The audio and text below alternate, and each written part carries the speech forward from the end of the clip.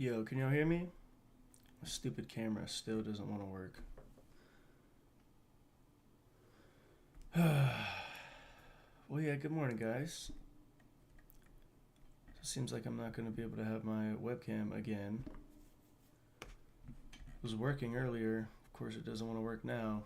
I don't got time to try to continue to figure this nonsense out. But yeah, good morning. Hopefully you guys had a good week last week. Hopefully you didn't do anything too crazy. Hopefully you ended on a positive note. And yeah, so the first week of the month has now passed. It's behind us. We do see that there is an OPEC meeting pretty much all day today. OPEC has to do with oil, which is why we're going to dig into some of this. Right, we're going to observe some of the commodities today.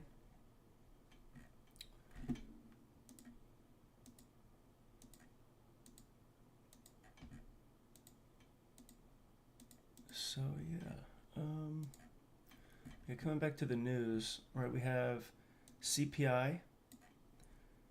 The difference between CPI and NFP and FOMC is FOMC and NFP are generally two stages, right? FOMC sometimes could be one, but for the most part, they're two-stage events. CPI, rate announcements, those types of events, generally they're one-sided, okay? So the one-sided nature is something you got to be very, very cautious of. I mentioned this a couple times this year. Me and my student Mark in my private group, he pointed this out to me as a good study, so shout out him. But when you have these types of news events, you want to make sure that you are observing and taking note of what the role is that this plays within the monthly range, because these are like macros for the higher time frame. Okay, we have macros on the lower time frame for execution. We have macros on the higher time frame for framework and directional narrative, institutional sponsorship when it comes to the higher time frame and news events. All right, so you want to be able to correlate those two elements, right? The news and higher time frame price action, and study the relationship that they have with each other. Hopefully, you guys that were here and heard me mention the drill, basically studying how price behaves when it hits higher time frame levels, right? What forms when a higher time frame level is swept in terms of liquidity, or if it just taps into it. Just overall, what is the behavior that generally happens if it takes a higher time frame low from previous days high and low, weeks high and low, month high and low, quarterly highs and lows, and just get a rolling study started so you can move forward and continuously add to that experience, because it's very important. This stuff always happens all the time. Higher time frame levels are taken all the time, and it's really, really helpful to have an anticipation based on historical events, right? Like the data week to week, month to month, quarter to quarter, year to year. So then you could walk into the next time, right? Say it sweeps a significant high on the higher time frame, you'll know kind of what to expect or what you could expect, right? So yeah, hopefully you guys took it upon yourself to go ahead and do that. We're going to look at some COT as well this morning. It's going to be very important when you're within the month that has the contract rollover. You want to constantly be observing the open interest on the current contract month. You see how this one's kind of starting to pick up? It had 0 last week, right? Now it's got 6,800. So it's going to gradually increase.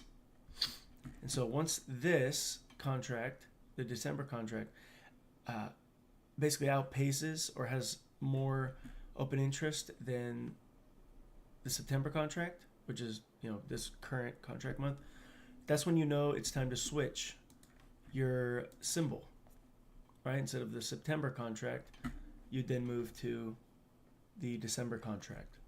Okay, just for those of you that watch the replay that may not be aware of that foundational information, especially if you trade futures, right? Very, very important stuff, right?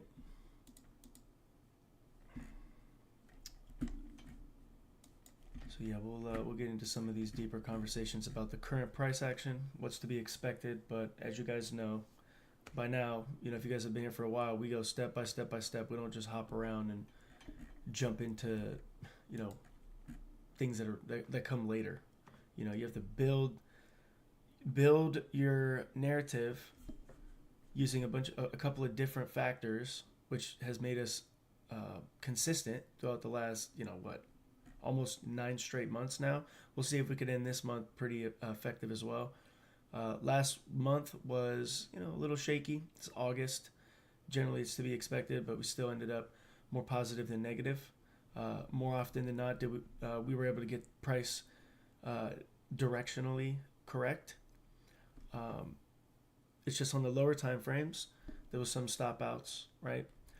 Some moments where we had to exercise discipline. And, we're transparent over here. I never claim to be the best of the best. I am pretty decent, right? And I prove it. But I'll never claim that I'm the best. There's always someone better than you. But the way that we've been able to do what you've seen this year obviously has come from this specific foundational process that we do every single week, because it keeps us grounded throughout the week. We're not flip-flopping. We trust the higher time frame. And, it's hopefully been very, very obvious how important the higher time frame is with those of you that have spent time here. And, of course, if you're just looking for signals, right, you come here looking for signals and that's all you're looking for, like, tell me what the NASDAQ's doing or whatever, you learn real quick that this may not be a place for you. I want everybody to be open to what it is that we talk about, but not everybody has the capacity to have attention, right? To sit and wait and go through a process, and it's unfortunate, but it's the reality. Not everyone can be saved.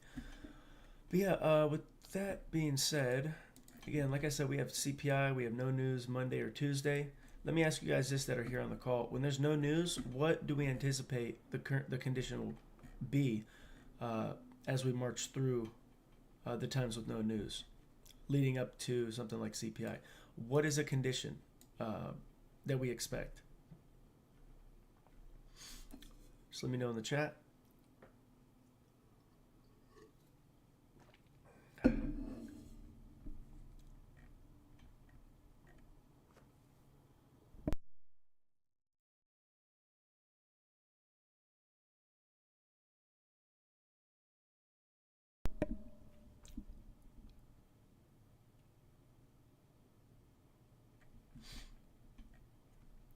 And just let me know your thoughts real quick. I can come out here and do this in 20 minutes, but it's not going to be helpful. Yeah, we expecting high probability, low probability, trending, consolidation. Is it easy to trade? Is it expected to be harder to trade? What is generally the foundation when we see that there's no news based on what ICT teaches? Just let me know in the chat real quick. See if y'all remember.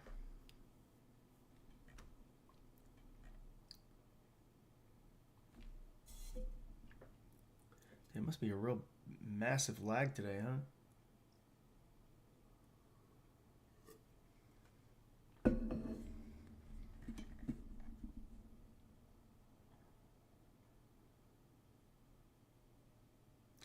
Yeah, there's like a 10-second lag. I'm sorry about that. I have no clue why it's lagging so bad. Mike said low probability due to no institutional investment. Institutional investment, institutional sponsorship. Just pretty much the participation is more likely to be less, right? And it's not always that way, but it's good to realize that that is a pretty strong probability, because when there's no news, there's not a lot of volatility generally. So, like Mike just mentioned, low probability, high resistance. ICT has mentioned before that a really good way of doing things would be to schedule your trading around news events. If there's no news, you could simply just not take a trade. If you struggle with discipline and feeling like you have to trade every single day, you should take it upon yourself to implement this, to force yourself to see that no, you don't actually have to trade every single day. Obviously I get on live every day with my private group because I'm obligated to teach them, right? I'm obligated to show up, right? Because they've invested in me. And, there's always still something to learn. And it's good to stay continuously studying. And, I don't always trade every single day. But for the most part, I'm on the chart every day because, I love this, and I know myself. I know I'm not going to force myself to take a trade. If it's not, necessarily something that I feel is needed, right? Or if it's less probable that there's going to be something, reliable taking place. But if that's not you yet, right, which it will be if you spend time here, you'll build the discipline that's required if you follow instructions. But if that, if you do feel you could hop on and you're not going to force yourself to take a trade just because you sit down, then, there's nothing to really worry about. But if you're one of those people that feels like you have to take a trade, this is a good way to start practicing, slowly building your discipline to where it needs to be. Mike says, Monday also can be deemed as low probability to trade. Can you explain to me why that's a true statement, Mike? Why is Monday generally deemed to be low probability to trade? Let's see if you can have an answer to that.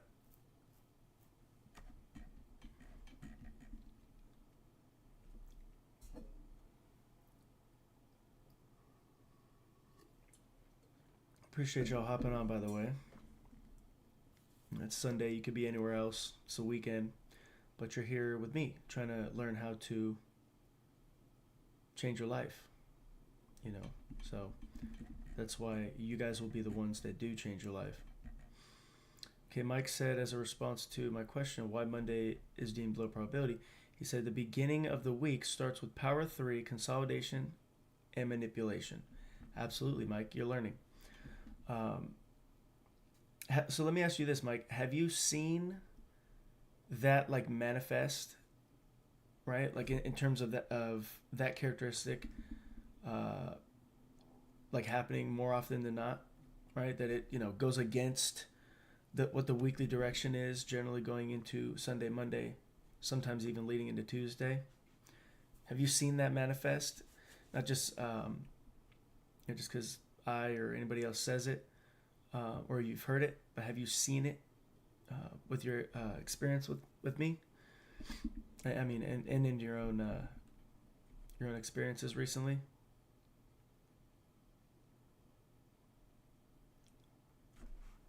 That's a good thing to also, as a side note, make a tab for, right?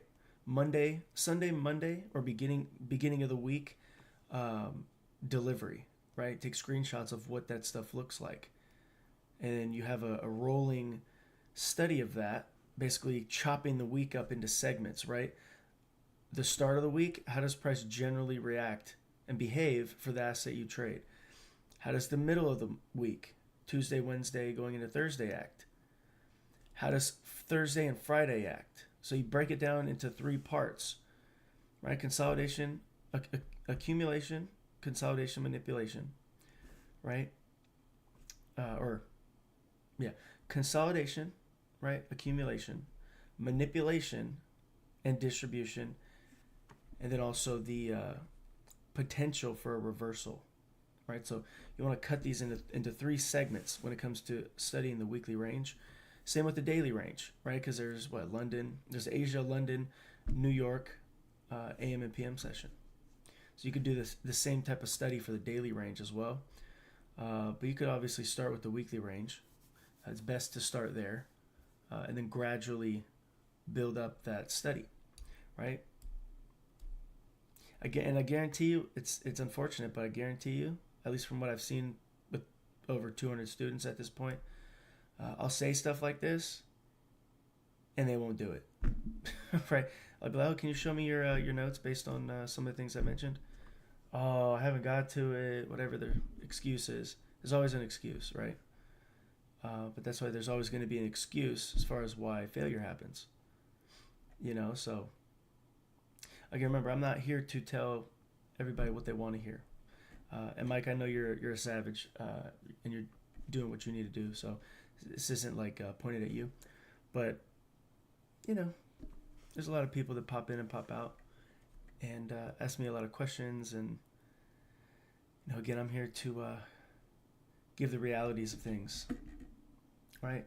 But yeah, so again, like I said, Mike, have you been able to see this happen, right? In terms of the manipulation, or like the beginning stages of the week, based on what you've heard us talk about and what you've been on live with me every day watching in the private group.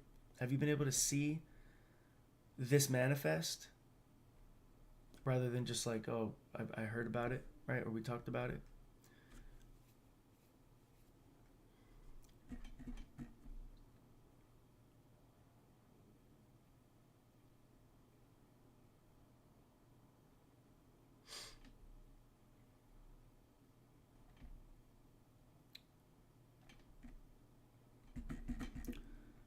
Yeah, just let me know in the chat.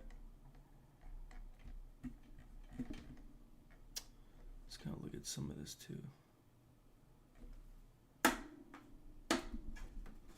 See if I can get this stupid camera to work, dude.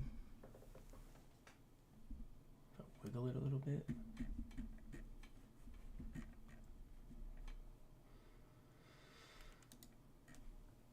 Oh, snap. Oh, God. Oh, God.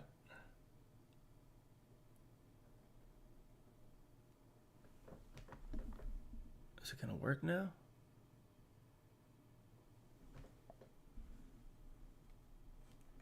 Wait, can y'all see me?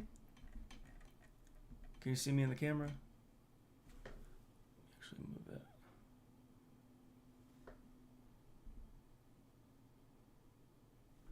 How the hell did it just turn on now? What the Oh, God. Technology is something else. Stupid webcam. Yeah, I'm back. Man, I've been working all morning to try to get this thing to stay on. If it cuts out again, that's going to be annoying. But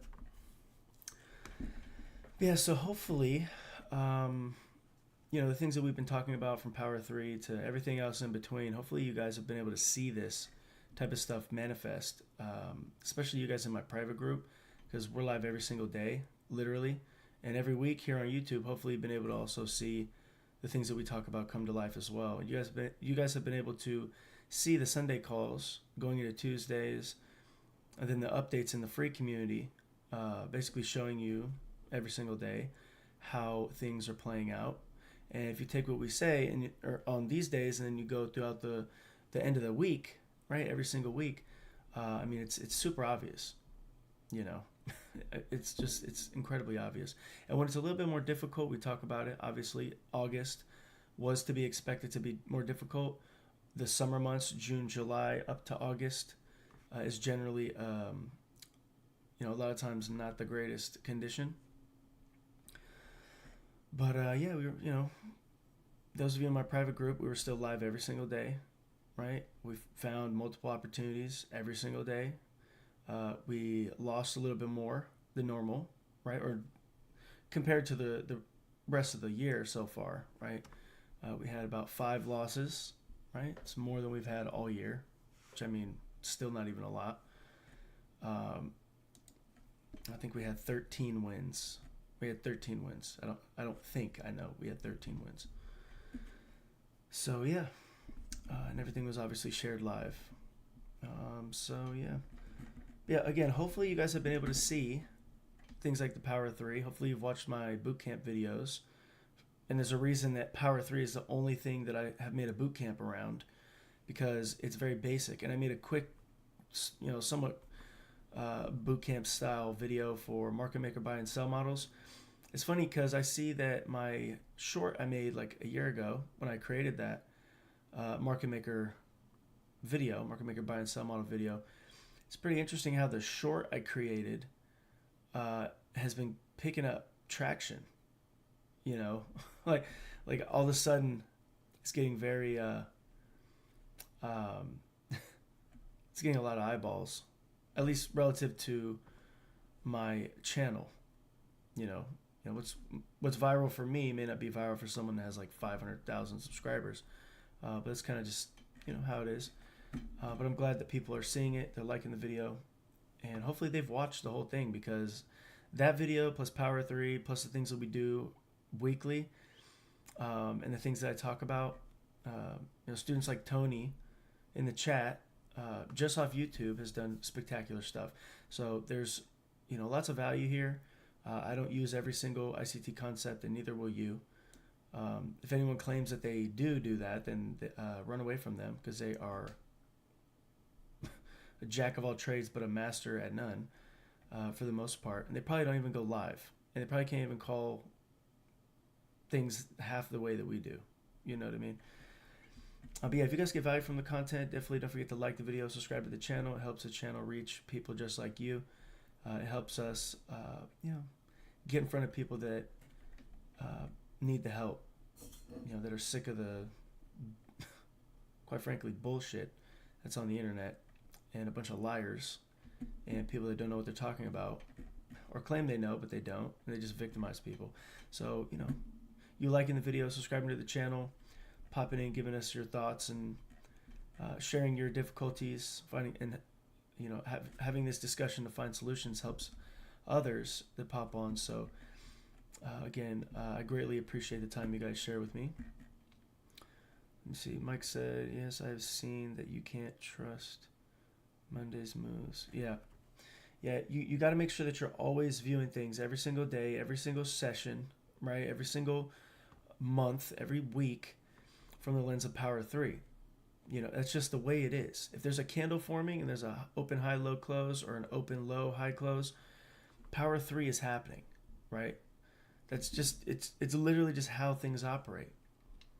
It is the market. Power 3 is the market. It's how it operates, And so if you can understand the dynamics behind that, that's why this very common, like, foundational piece of information is so useful. And every single trader that you see that is worth listening to on YouTube uses Power 3. Doesn't matter what they use. If they're a swing trader, if they use optimal trading tree or institutional order flow entry drill, whatever the case may be, they're using Power 3. Okay? Power 3 is very helpful when it comes to bias and narrative, right? The title of this video is Daily Bias Secrets. A lot of stuff's not really a secret, okay? It's just things are used in a specific type of way, and people don't realize it. So I guess you could, classify them as secrets. Pretty much the whole video that we do every single Sunday has to do with bias and narrative, and how to figure that out, and what's included, and how to build trust, and how to what's the best targets, right? What are the most significant liquidity pools? What different assets do to other assets? What happens when they're out of correlation? We're going to talk about fundamentals today. We're going to talk about commodities today still. So we've got a good amount to get into. But all of this has to do with our bias and narrative. And things like Power 3, market maker models, although they are frameworks to setups, they're also foundational to identifying or trusting particular things taking place in the marketplace for bias and narrative. Okay? So yeah. So like I said, I mentioned a drill last week, talking about when we sweep a high or a low, you're gonna want to go in there and study how it's behaving once it takes that higher time frame level. You want to observe your model. You want to observe the things that we talk about on a daily basis, from Power 3 to SMT. Whatever you use, try to see if you can identify it when price sweeps a high or sweeps a low on that higher time frame, because you'll be pretty surprised at what you see, right? And another drill, right? That has to do with Power 3. You want to make sure that every single week, every day, every month, you're studying the Power 3, okay? You want to break Power 3 down when you're doing these studies into 3 segments, right? The start of it, which is consolidation, manipulation, right? Or you could just put, accumulation, consolidation at the start, manipulation, right? For the weekly range, Sunday, Monday, that's the beginning, right? Manipulation, consolidation. Tuesday, Wednesday is generally expansion, and Thursday, Friday is generally going to be the cap of the weekly range. So you want to break it down into those 3 segments, thinking Power 3, all the different elements, using the open prices. Okay, the open price on Sunday and the new week opening gap, right? You want to study how that behaves. You want to look at what the higher time frame looks like, right? What does a candle look like? And then break it down to the 1 hour. Don't go any lower than the 1 hour if you're studying the weekly range. You drop down lower when you're looking at the daily range. Okay. So yeah, you wanna see if you can make a rolling study of this. All right. Very important. Very, very important. It may seem basic, like, oh, I already know this or whatever, but if you're not profitable yet, there's no need to even think that way. Okay, if you're not organized yet, if you still kind of get on the chart and you're a bit confused, like, what do I do? Where's it going to go? I don't know. If that's your mindset, you have a lot to do. You have a lot to do. And it's not necessarily going to be the more advanced topics that get you from one stage to the next. It's mastering the basics. Okay, Power 3 is a basic concept, right? I mean, there's people renaming it, talking about candle theory and whatever the hell else they're trying to create, just to confuse you and make themselves seem significant. But it's all Power 3, okay? And if you can understand Power 3, you can imagine how the navigation becomes a little easier on a daily, weekly, monthly basis as far as identifying what price is going to do. And then, of course, the other elements that we use, like intermarket relationships, the 3 questions that I tell you guys to ask yourself, just for a review for those of you that may have not heard me say this before. But right when you hop on the chart, you're asking yourself one of 3 things. Are we attacking some form of a higher low relative to this time frame we're looking at? Is it creating, rebalancing, or retrading to an imbalance or some other PD array that makes sense for it to reach for? Order block, fair value gap, low, right? Or is price consolidating?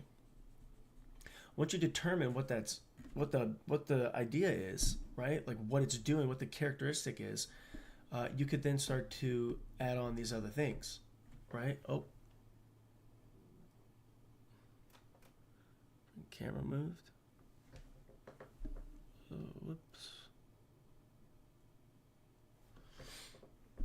All right, so I hope that makes sense. Okay, that's a very, very important pillar. Oh my God, my stupid thing keeps moving. Let me fix this shit.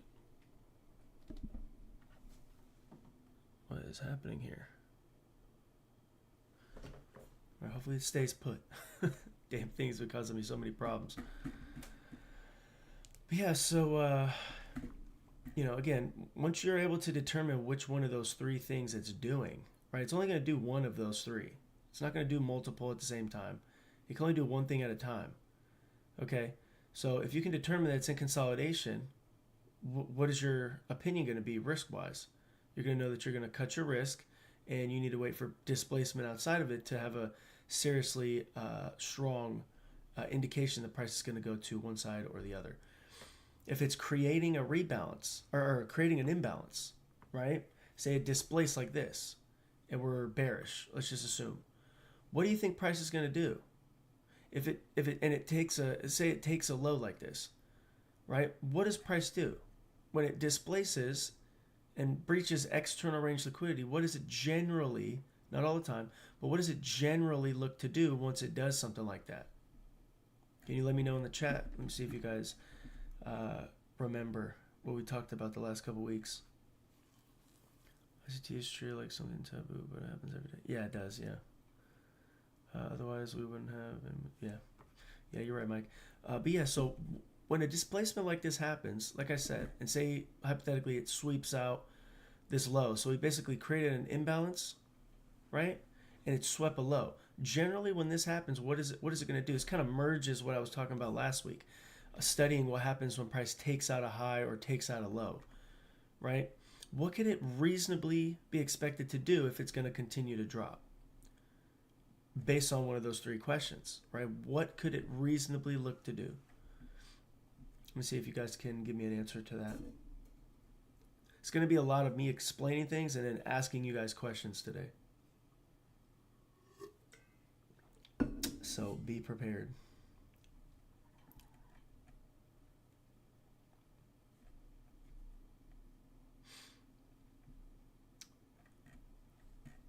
So yeah, just let me know in the chat what you think. And if you're new, right, if you hop on and you're new, just throw some guesses out there. You know, don't be scared to ask questions or be wrong. See? Oh man. Oh man.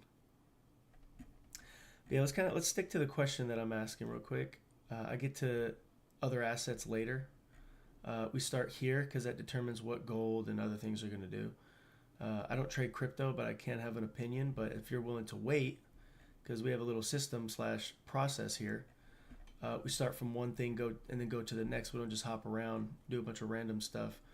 Otherwise, we would never get anything done. But yeah, so like I said, based on what we've talked about for the last 9 months, live on YouTube, when we're talking about bias and narrative, based on those three things that I just mentioned, when there's a displacement that takes out a swing low like this, and let's say we're hypothetically anticipating the price is going to decline, what can it reasonably be expected to do once a displacement or imbalance is created, right? And let's hypothetically say it takes out a low like this. Same thing will occur when it takes out a high, but let's stick to this. Let's assume that we're going to see this go lower.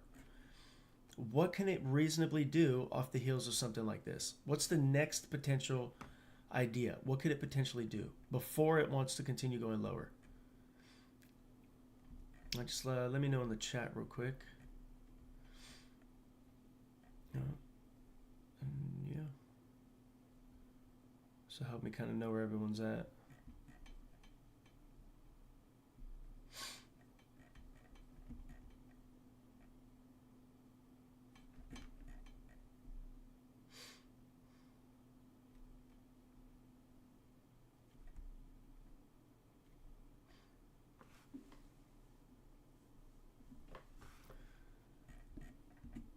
So does anybody know? Don't be lazy. Don't be lazy. If I just give you the answers continuously, you're basically trusting my opinion. You got to be able to trust your opinion. I'm trying to help you get to that point. But yeah, what do you guys think after price creates a rebalance or an imbalance? After a displacement happens, remember one of those three things. Is it attacking some higher low? Is it creating rebalancing or retrading to an imbalance? Or is it consolidating? Once we've taken out a swing low and created an imbalance, what could price be anticipated to do, given that this is the weekly chart? What could price reasonably do if we were going to try to see this go lower? Or what would be the assumption? Are you just going to go in there and think, oh, it's bearish, I'm just going to short? Right? Is that what you're going to think? Because if that's the case, you're going to get stopped out, right? Because that's just not how it works, right? There's things that most of the time take place. And in this specific instance, TR, what does TR mean? It sweeps liquidity, then it consolidates, okay. Sebastian, what does TR mean? Let me know what TR means. And Mike, you're not wrong, but there's one other thing that it also does. It doesn't. So when it sweeps a swing low, it's just going to consolidate all the time. It's just going to stop. Before it goes lower, it's just going to, like if it was going to go lower still, it could hit the low and then just consolidate and accumulate orders down there. But even if it consolidates, what could happen after? right? But if it was going to continue to drop, what's to be expected? Just consolidate, then trend again? Or does it consolidate, then possibly do one other thing, then deliver, right? What could it also do aside from running out the low? Because you are correct, it does do that at times. But there's something else that it most of the time does before it looks to continue, right? Remember those three questions. Is it attacking some form of a higher low, creating rebalancing or retrading to an imbalance, or consolidates? Retracement, exactly. So if it sweeps a low like this, everybody and their mama is trying to short. So it's either going to consolidate below that low and retrace, or it's just going to quickly retrace and get back above it, then look to go. So because we're on this weekly chart, why would this be important to realize? Because if you go into the next week and you see this decline, say this was the NASDAQ, and you're automatically thinking, oh, well, it's going to short. I'm just going to go in there looking for shorts automatically at the start of the week. You're not thinking of power three. Power three is consolidation, manipulation, distribution. If it breaches a low like this, yeah, it may consolidate, but then manipulation will happen for a retracement to come and sweep up a little bit of orders, right? Or whatever price level they're reaching for, opposed to what it's doing to fake people out, sell the idea that this is support, and then you can look for it to continue to go. And normally that's going to happen throughout, the middle of the week. Like this is the week that was created. I mean, next week there could be a bullish candle that happens because of what I just mentioned, how this is a possibility, right? But yeah, both Mike and Sebastian were correct, right? You both are correct, but you got to mix what you just said, both of you guys, separately. It's either going to consolidate or retrace before it continues, because we go from lows or external range liquidity and then either consolidate or retrace into internal. Then we look for external again. Okay, that's generally what it does. Those are the only things that it will look to do. If you think about it, that simplifies things, doesn't it? When you're looking at price, you're like, okay, well, it can only do these things, and I just have to figure out which one of those things it's going to do based on what we see in price, what the general delivery is after certain things take place, right? And this seems like a very basic, simplistic thing, but that's the thing. People overcomplicate a lot of stuff because they want to sound smart. I'm not here to look like I'm a genius. I'm here to get you to understand price, or use ICT concepts effectively and simplify some of the things that he talks about without taking away from the salient points that you need to take away from ICT stuff. Because he's admitted he's purposely made it difficult. But traders like myself and others that have been in this realm of trading for, a very decent amount of time, you realize that there's more simplistic ways of viewing things. And that only comes from experience. He forces it to be that way because he overcomplicates it. And as you become more seasoned, once you understand how stuff works, it becomes easy for you to simplify it yourself. But that sometimes takes years, 5, 6, 7, 8, 10 years for some people, But when you can understand that more simplistic ways of viewing things and simplistic ways of viewing price that keep intact the main points that ICT talks about, you realize that this, it can't really do much outside of what we've just mentioned. When it does something like this, displaces below the low, that's external range liquidity, assuming that it's going to stay going lower, right? And so if it opens up, it's either going to consolidate on this next candle or manipulate, right, to pull back into the range that was created last week. Maybe trade into this stuff. Let's see, there's probably an order block there, right? Order block. Large down wick, okay?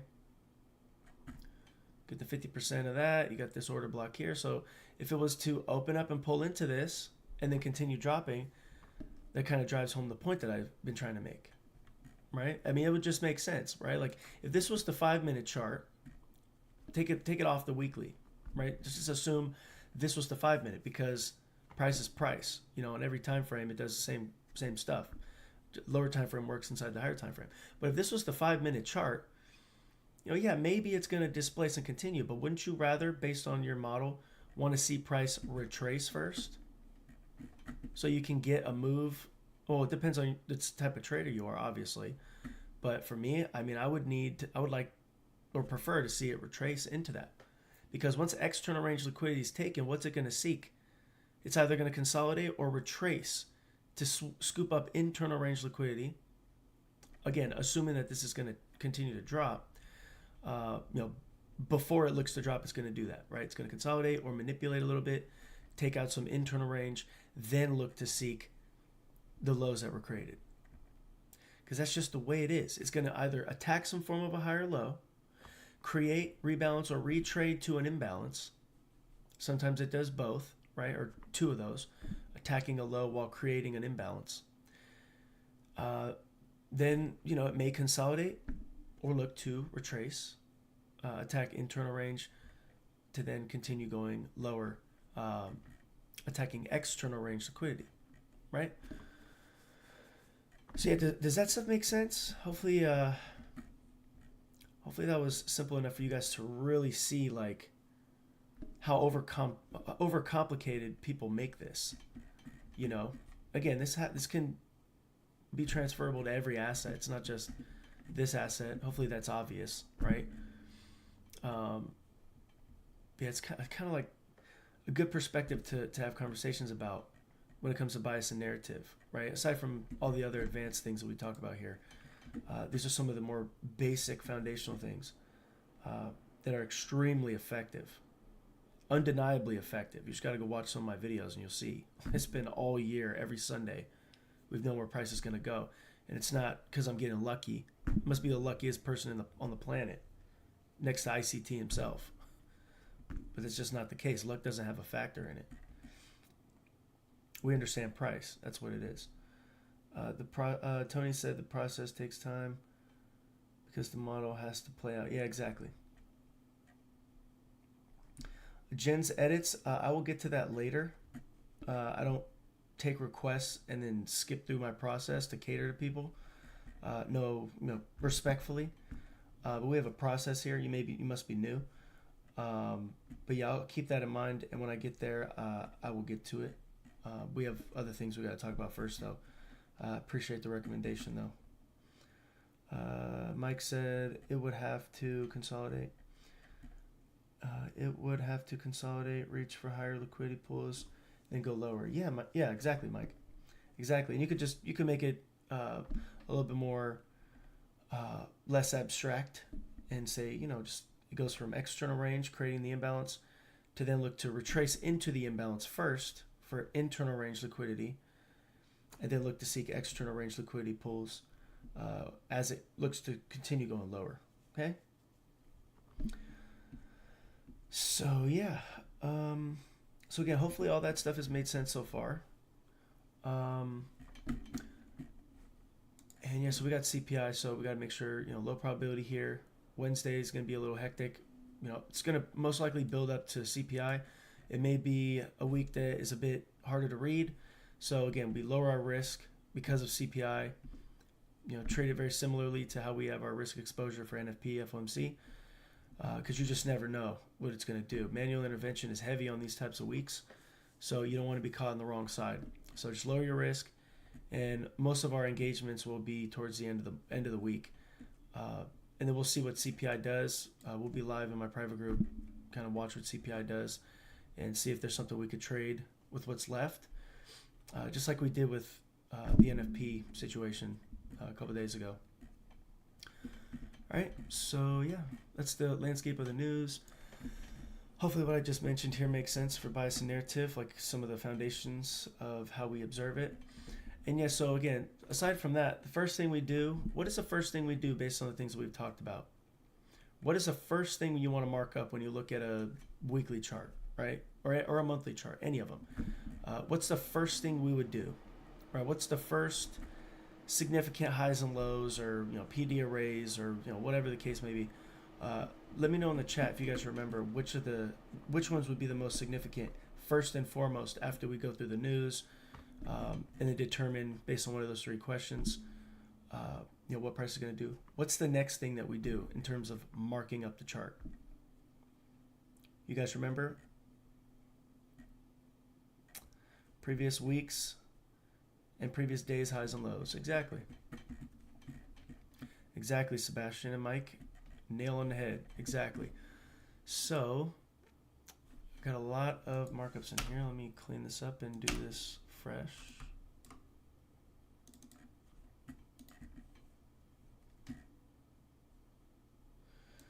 Oh, whoop.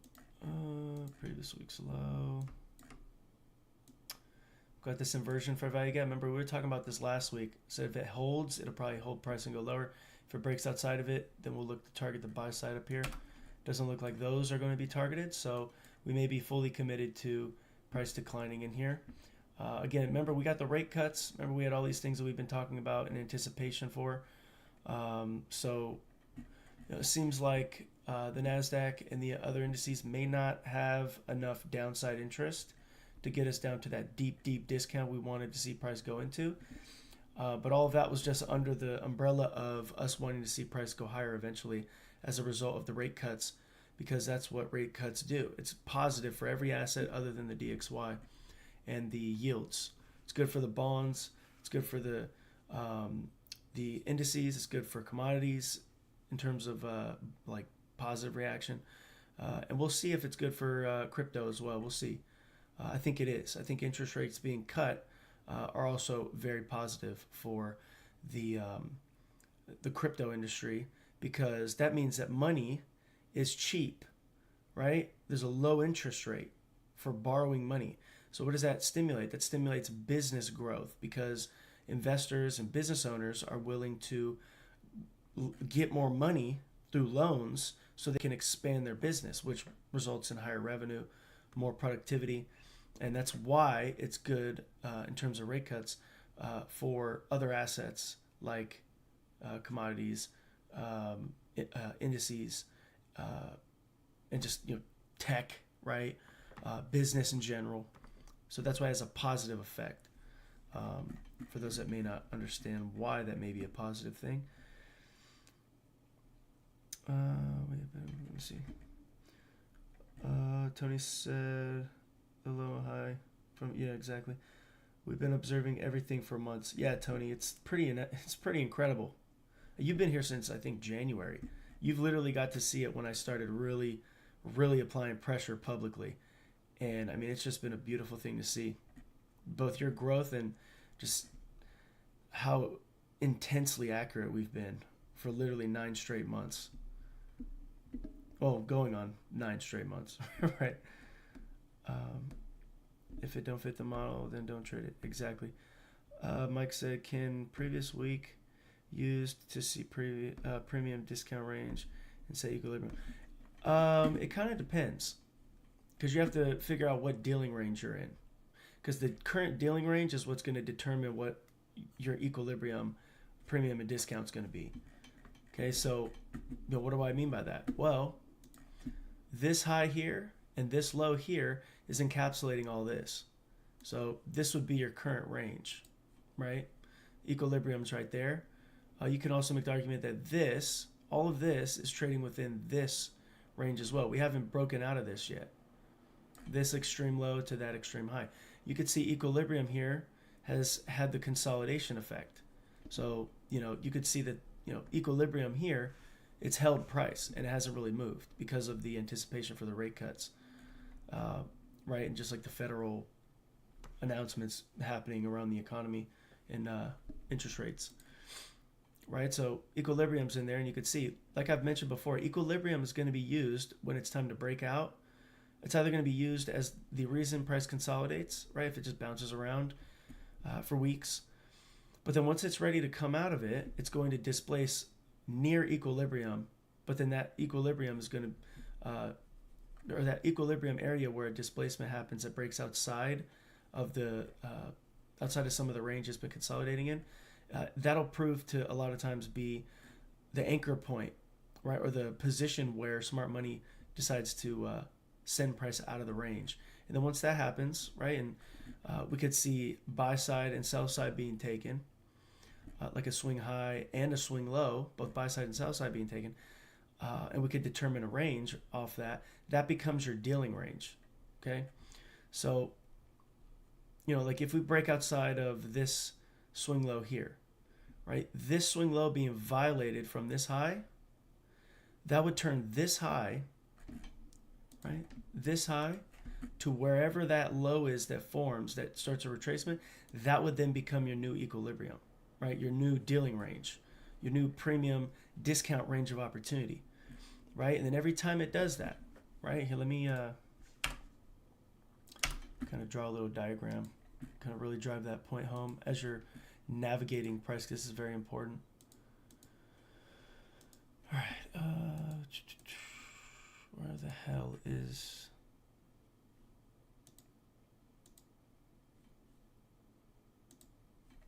Here it is. All right.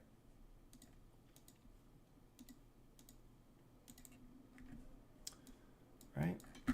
So swing low here, swing high. Once we displace outside of that, we've now broken out, right? There's been some buy side that's been taken, right?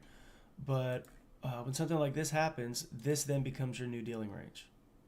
That becomes your new equilibrium or range of opportunity, right? And then once price breaks below this again, right, you can keep tabs on this that previously took place, because just in case, right, just in case it runs above, tries to reach back in and maybe fails. But once you're able to determine that this is going to continue, right, and we've delivered something like this, some of this buy side's been taken in here. It respected, say, you know, this as a potential breaker or an order block or whatever the case may be that's held price. But once it breaks outside of this, you now have another new dealing range, okay? And then this becomes your new equilibrium. So you have, it's a rolling equilibrium, rolling dealing range adjustment that takes place as price retraces, breaks lows, or takes some buy side or internal range to then breaking outside external range liquidity as well. Right. So this is how you would just continue to march with price and observe the dealing ranges. Right. Like, for example, this here. Okay. This right here. Price took sell side here, displaced above the buy side. If you go back to this time of the year in March, you could see me real time navigating this and doing this exact thing to be able to determine where price is going to potentially retrace, where equilibrium's at, where premium is at, so on and so forth, right? If once this happened, it took sell side, took buy side. So what would your dealing range be? Your dealing range of opportunity would then be this low to that high, okay?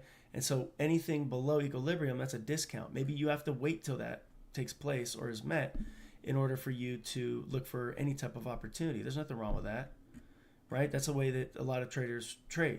You know, I have a couple students that trade that way. It has to be in a higher time frame discount for them to buy anything on the lower time frame, let alone the higher time frame.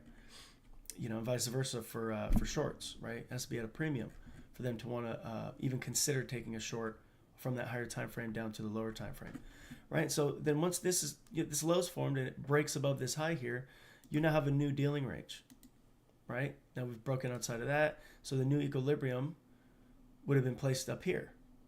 Okay, so it would have had to respect this and continue to march from internal to external like this, creating new dealing ranges.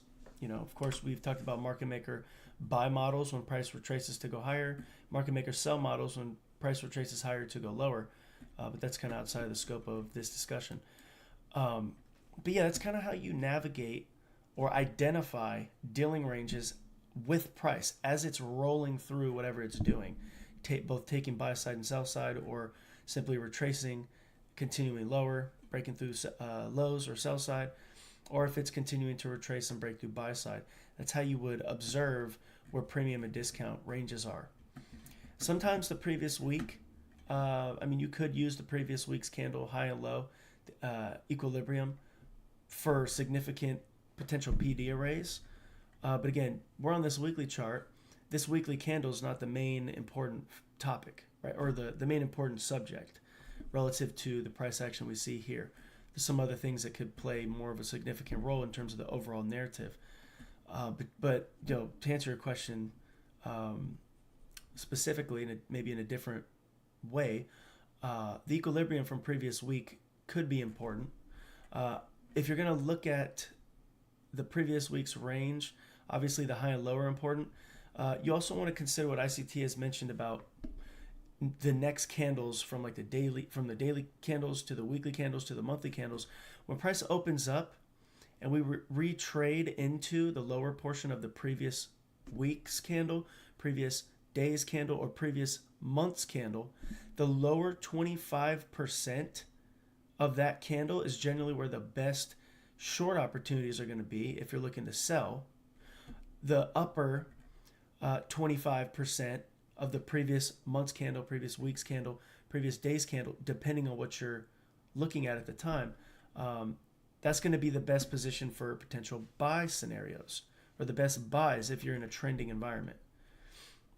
That's a little nugget that I've never really pointed out. I think I pointed out a couple of times to some students in one-on-ones, but that's something that most people have missed in ICT's teachings, and it should, if this made sense, what I just said, should be a study that you look at, and everything we talk about goes with every asset, whether you trade crypto or anything else.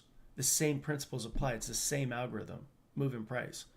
So, depending on the asset, the timing elements may be a little different, but higher time frame wise, it's all universal. So maybe you can add that to your arsenal of study drills. Go study weekly candles, the next weekly candles that form in trending environments. Study the lower 25%, see how price operates on the next, from candle to candle, on the weekly. Do it on the monthly, do it on a daily for daily ranges too. And I'm sure you will find a whole lot of very eye-opening signatures in price, and a shocking level of consistency in terms of how price delivers using that reference. Okay, so hopefully that answered your question, Mike, and give you a little bit extra. Right, appreciate the question. But yeah, so like we were talking about earlier, the most important thing after we look at the news, after we determine what it's done in terms of the 3 questions, you look for the current low, current high, or previous low, previous high, and then anything that's in close proximity, like this here. This is a monthly low, so that's significant. Okay, if you wanted to look at it as a previous week's low from weeks ago, you could do that, but it's clear it's a monthly low that's in close proximity to this current candle that just passed. So given that that's the case, is it rational to think that this is going to be something that we pay the most attention to? Like, oh, this is the draw, right? And if it doesn't get down there, we're not going to target anything.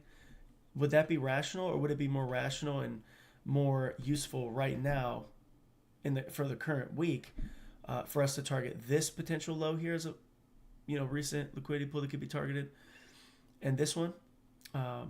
Or is it going to be this one, right? Which one would be more important, right? Common sense would say that we have to break through these first before we get down here, or even reach down to here, or even reach down into here. So these will be our most current liquidity that we're going to be looking to try to frame a setup on, depending on what it does when price opens up. And again, we're thinking power 3 every time. So if it's going to be bearish, we need it to open up and go above regardless, if we're going to be following the principles that we operate with. Okay, so this is how we set the table for the week for every asset, because this process I'm doing here is the same thing that we'll do for the next 6 assets we're going to look at. Okay, so it's all the same process. I'm just making sure that I spend a lot of time on the details here, maybe for those that are new, or just for you guys that or just so I can give you guys a refresher for the process, so eventually it becomes second nature to you. I know for a lot of you it is already second nature, because I do this so often, especially those of you in my private group. I mean, it's just all the time, so you have no choice but to be infected by this process. So yeah, and then we can move this up too. It's kind of, so hopefully that stuff so far has made sense. So now if we go previous week's high, and again we got that inversion fair value gap, so we'll keep that in mind. This is our anchor, right? So it basically retraced into this, and now we've created an imbalance. So again, we took out the low here. What happens at lows when it takes higher time frame lows or higher time frame highs? You expect consolidation on the next candle, given the fact that this is the weekly chart.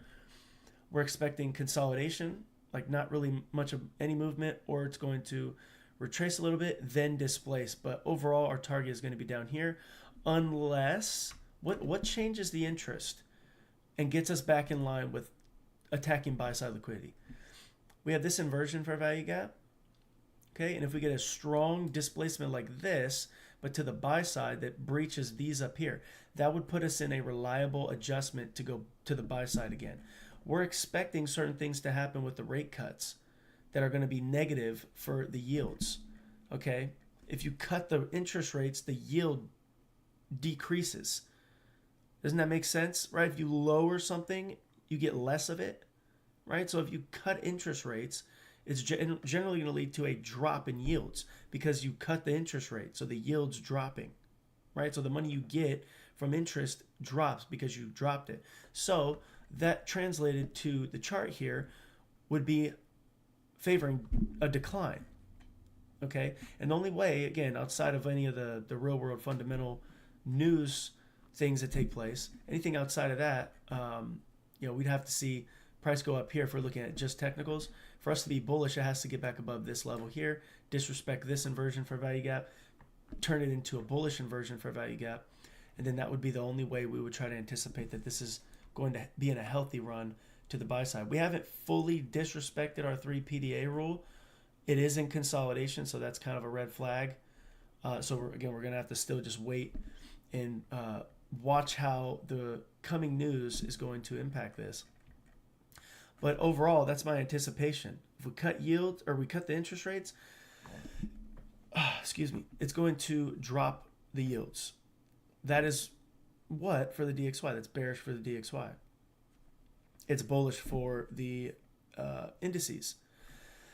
It's bullish for commodities. It's bullish for currencies, foreign currencies, GU and EU, right? Because the DXY should drop, right? So there's that relationship there, and why all this stuff is so important, and the way that we do this is so important, and why we start here and spend so much time here versus jumping around and doing all that. We want to be as thorough as possible because the point is to gain trust and believe in what we're doing and get into trades confidently and call bias and narrative confidently, so that maybe you guys can end up doing it publicly too, because this is not random. It's very, again, like I said, systematic and very reliable, and it's been proven. And it's going to continue to be proven until I stop, right? Until I stop being public, which definitely will happen in the future, that's for sure. Because I'm trying to live my life, you know what I mean? And I'm sure you are too. So let me make sure, does all this stuff make sense so far? It's pretty repetitive for a lot of you, but maybe there's some that are a bit new. Just let me know in the chat. Give me a 1 in the chat if everything makes sense so far. Hopefully you're following along, doing exactly what I'm showing, right? So then you can have it on your own eventually. Or maybe you've already done this. Hopefully that's the case. Those of you that have been here for a while, hopefully you've already gotten ahead of me and marked out some of this stuff already. But yeah, so essentially what we've just talked about basically laid out exactly what we're trying to see price do here for this asset. Right, we have our liquidity pools that are important. We have the assumption of what price could do. We have an assumption of what the mode of delivery was based on those 3 questions. And we got a potential sense for fundamentals merged with the technicals in terms of the rate cuts and what could be potentially high probability in terms of what price is going to do for this asset. Okay, with the rate cuts, it should lower the yields because you're making less if the rate is cut, because interest rate, if it's high and it drops, you get less. So the yield, what you get back, is less. So, taking real world plus technicals, hopefully that has made this make sense, right? And it's, again, I'm not overly complex, so hopefully the way that I describe some of these complex topics is sticking to you, and it's a lot less, or it feels a lot less unimportant when you're looking at this. Right, it feels more important. Hopefully, after you guys have just heard,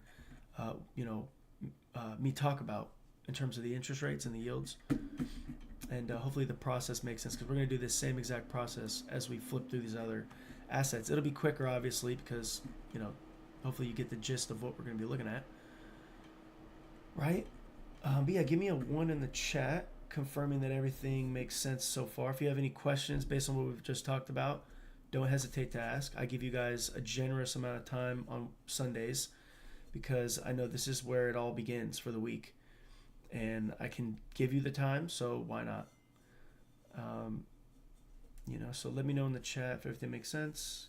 Throw one in the chat, or any questions if you have any questions. And I promise we're going to fly through a lot quicker than this one was moving forward through this call. So thank you for being patient.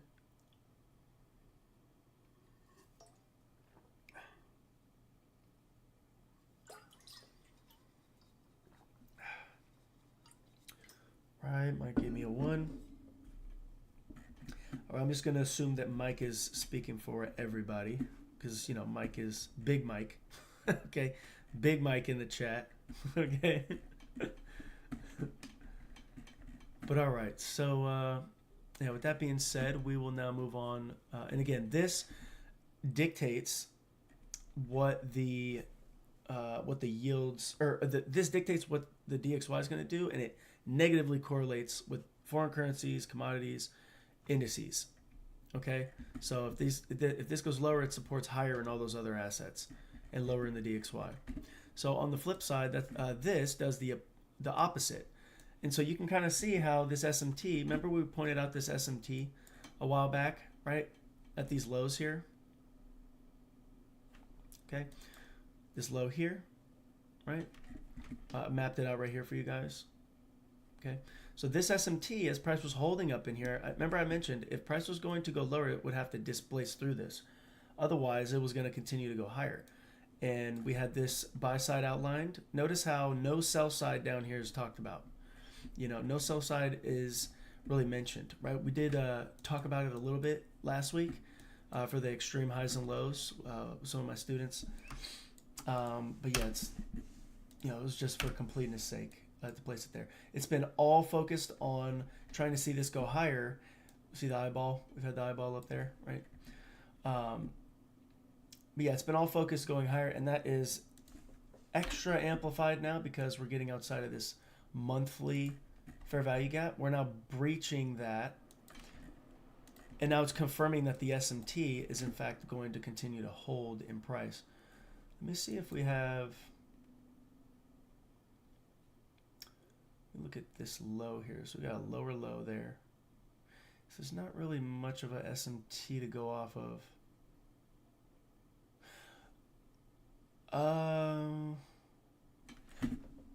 I guess there kind of was, huh? Excuse me. I guess there was an SMT here. See, if we look at the low here, you can see my cursor over there. And we got lower lows here, and we got a higher low here. Okay, so, and again, when price takes out a higher time frame level, what does it generally look to do? Consolidate or displace against it. Okay, you could see that beautifully showing itself here, right? It took out a higher time frame level, being this low. It's, attempted to get down here. Right, but it took it out, and then what's it doing? It's now looking like it wants to retrace. This may turn around and long-term be bullish because of the rate cut. Yeah, we're going to call Mike Big Mike from now on, okay? Because Mike is a savage. He's always asking probably the most questions aside from Tony these days. It's amazing. Sebastian, too, he's been getting on a lot lately, so he about to be. We got to figure out a name for Sebastian too. Something legit. All my private group students are about to get some legit epic nicknames. I need y'all help to decide. We got all jokes aside, we got some amazing individuals that are in my private group and just here on YouTube. You guys that stick around, there's a reason that you're seeing results, either in your learning or just physically by passing funded accounts. I mean, I've gotten an overwhelming amount of messages the last couple of months, like more than it has been in the last 3.5 years I've been publicly teaching, and for good reason, because it just when you put the time in and you're around somebody that knows what they're talking about, it becomes a lot easier to be a good student. But again, I can't save everybody because not everyone's going to listen. Not everyone's going to have the patience to sit here, and listen to how this stuff really works. They're sold on the TikTok brain, give me a signal type of mentality, get rich tomorrow type of vibe. And that type of mindset ensures that they will never be successful at all, let alone get rich quick. Okay. Or at all. Right. So, if this was easy, everybody would do it at a high level. Everybody tries to do it at some point, but they either quit too soon, they listen to idiots on social media, they have the wrong mindset, or they're unwilling to submit to reality. So. But yeah, it is what it is. So this SMT is proving to have been something significant. Mind you, what is it using to trigger this in? The possibility of a dramatic rate cut that's going to lower yields, but it's going to increase the bond market value. Okay, so and we're at all-time highs for the indices. Coming off of all-time highs, the last 20 straight rate cuts has led to the next 6 to 12 months being bullish. Like I mentioned to you guys, we did some research on that, and I found an article talking about it. And now you guys know. Next time there's a rate cut that's being talked about in the U.S. and price is at all-time highs in the indices, you're now going to have an expectation based on true data that has shown historically that you could then merge fundamentally with your technicals. While most people are looking for trend lines, okay, we're looking for the things that we talk about here on this channel and in the ICT world. And that's why we're, most of the time more consistent. That's why ICT traders are the most populated in all funded account companies. There's a reason for that. It's not random, okay? We know what we're talking about. If we do this at a high level, we've paid our dues, and you guys are in a community that proves it as well, and I'm sure you guys are aware of some of the others that are very, very good as well. If they go live and are worth listening to, it becomes pretty obvious after you've spent time with someone that understands, that shows you what it really feels like and looks like to know what you're talking about. So hopefully that protects you from any future BS artists. But yeah, so getting back to the SMT. So this SMT, right, if we get outside of this monthly fair value gap, just going to further submit to the fact that it's going to go higher. The rate cut is going to have that positive impact. We got this fair value gap here on the daily. We could see that it's beautifully respecting this. Mind you, stop hunt, right? So sell side raid, buy side raid. So what did that create? That created a new dealing range if price was going to use this SMT to go bullish, right? So you would have taken your swing low to swing high, got your equilibrium for the current range, right? If you measure that out, notice how it perfectly dropped to the 62% retracement level, optimal trading tree, or 61, whatever.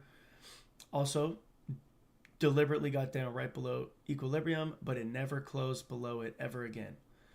And now we've displaced. So we've taken out one, two shifts, right? Third small shift, but now this is a pretty dramatic shift.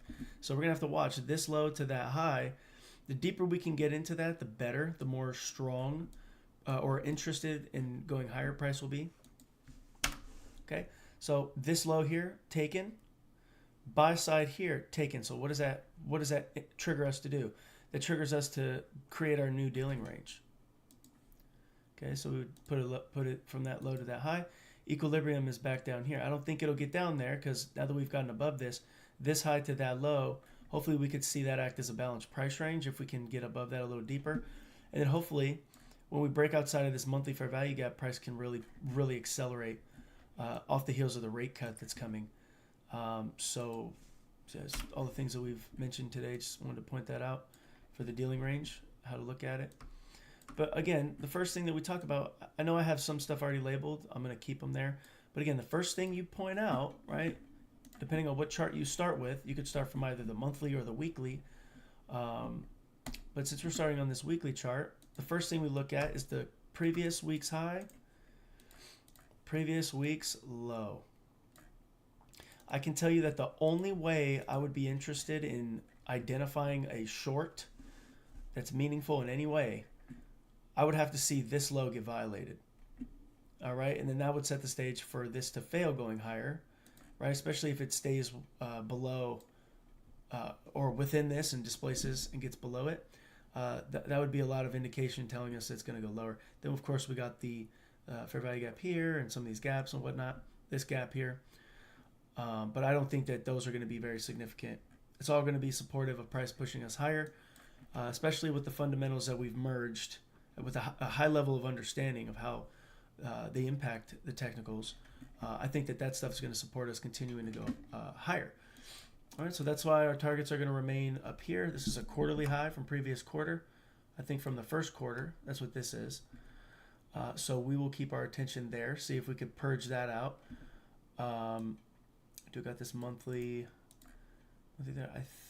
So we got this 20-day high here that was taken from September, because now that September's happened, you cast back 20, 40, 60 days, and you get swing highs and swing lows that could potentially be targeted.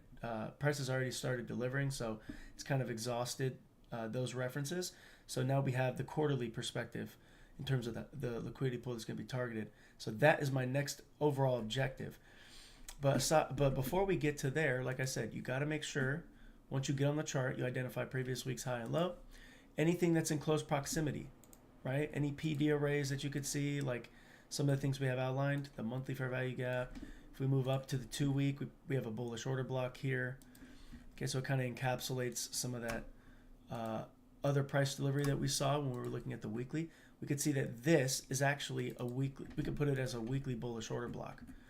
So here's another anchor point, another validation reference to help us continue to confirm the price is going to continue pushing to the buy side, and we have no reason to really justify anything aside from that. Unless it's a counter trend move. And if it's a counter trend move, you're lowering your risk and you're accepting the fact that you may be wrong, right? You may see it get back in line with what it's been showing it wants to do. Okay? It's real, and it's a lot of them out. Yeah, Tony, it's, yeah. Oh, man.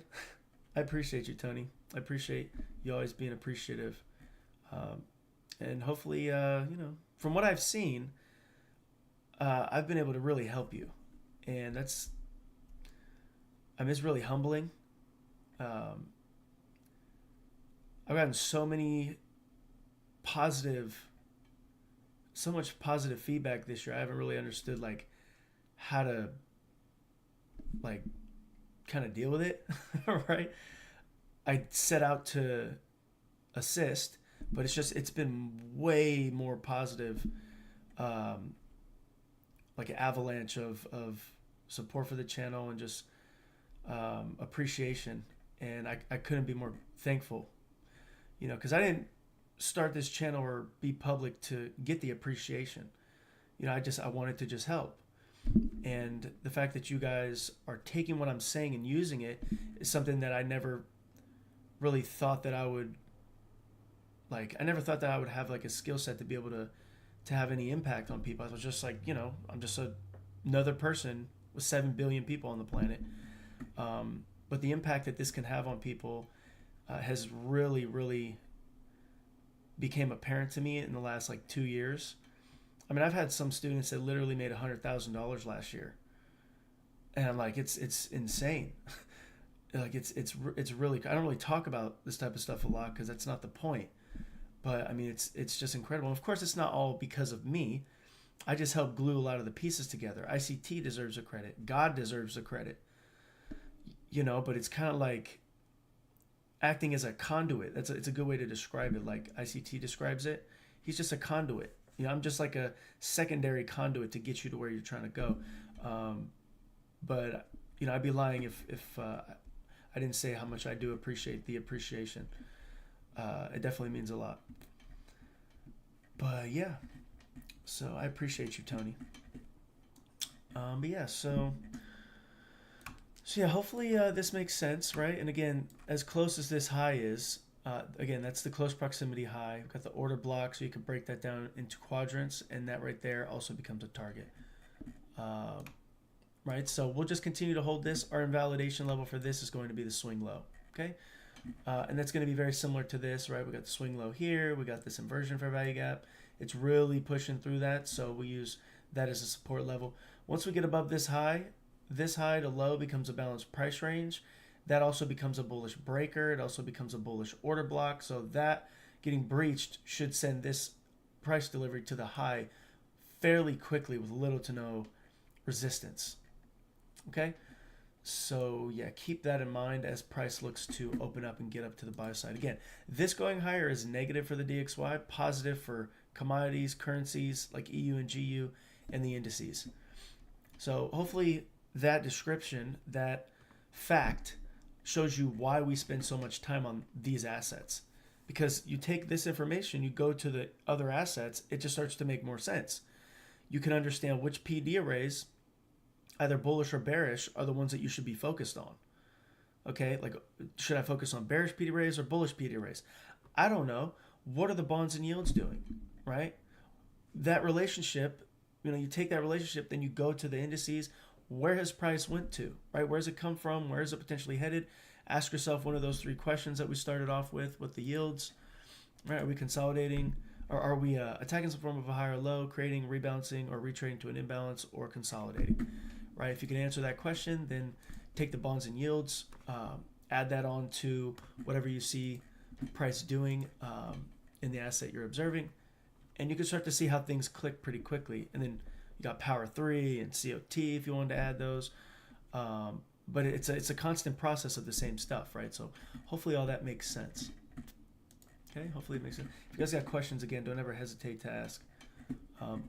But yeah, I'm going to try to now pick up speed a little bit with this, right? We're going to try to finish this in less than 2 hours. Generally, I like to cut it off there. Unless you guys got questions later, then I'm more than happy to stick around. But yeah, so that's my opinion on the yields and the bonds. Hopefully all of this is crystal clear to you guys.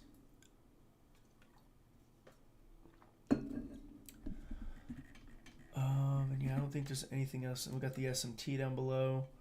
All of this is supportive of our overall understanding that the cuts to interest rates are going to aggressively reprice price higher in the indices, possibly in the commodities, definitely in the foreign currencies. Okay, we're going to look at the foreign currencies now. So yeah, if you guys got questions about this, let me know, but hopefully you're able to follow along and add on to this. Let me actually move this up here, change the color, then we'll move on.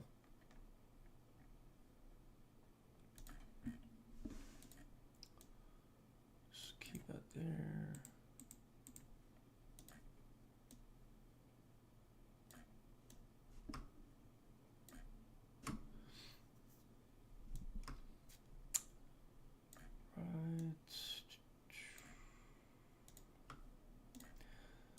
So yeah, we're going to continue to watch that. Let me actually make it really obnoxious. A good way to navigate higher time frame levels to lower time frame levels, use the sizing, and obviously use colors for those that may not be doing this and things get a little busy on your chart. If you want to make sure you're practicing, which you should be doing, you should be annotating. I don't need to put all this stuff on the chart. When I'm trading, most of the time I have a clean chart, but I have these as reference. Obviously, but it's, I have it highlighting a lot of the things that I feel are very important, so then you guys can kind of copy it or just at least practice seeing what is being looked at, what's important. Hopefully I do a good job of cornering those important things for you. From the feedback I've been getting, I've been doing a decent job of it, keeping you guys focused on what's most important at whatever time. So hopefully I've been able to achieve that with most of you. But yeah, hopefully all that makes sense. Let me remove that. And then again, the overall draw is going to be up here, but that's longer term. We'll see if it can get up there, but we have to break through these things first We have to respect these levels first, and because we're breaking outside of this monthly fair value gap, that's going to be something that needs to hold in price for us to continue going higher. Okay, so yeah, again, hopefully all that made sense. We will now be moving on to some of the more popular things to look at. All right, so with the GBP USD and Euro USD, if we're looking at this, we could see that this came down below this low, swept it out, rallied up aggressively above this high. So what's created here? A new dealing range. Okay. Let me actually remove, get rid of some of this stuff. We'll just go back in there and do some of do it over again. Okay, so if we take off some of these annotations here, we could see that, again, the first thing we start with, like I've been trying to really drive home the last couple of weeks, the first thing you look at is the current high and current low, and then the previous high and low from the previous candle. As long as they're in close proximity, right, they're going to be important for you to note down as a reference to take down to those lower time frames. Okay, let me actually mark that real quick.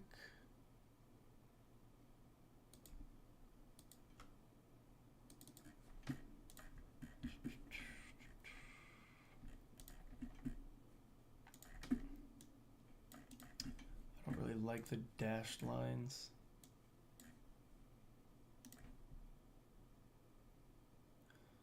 One, three, three, three, four.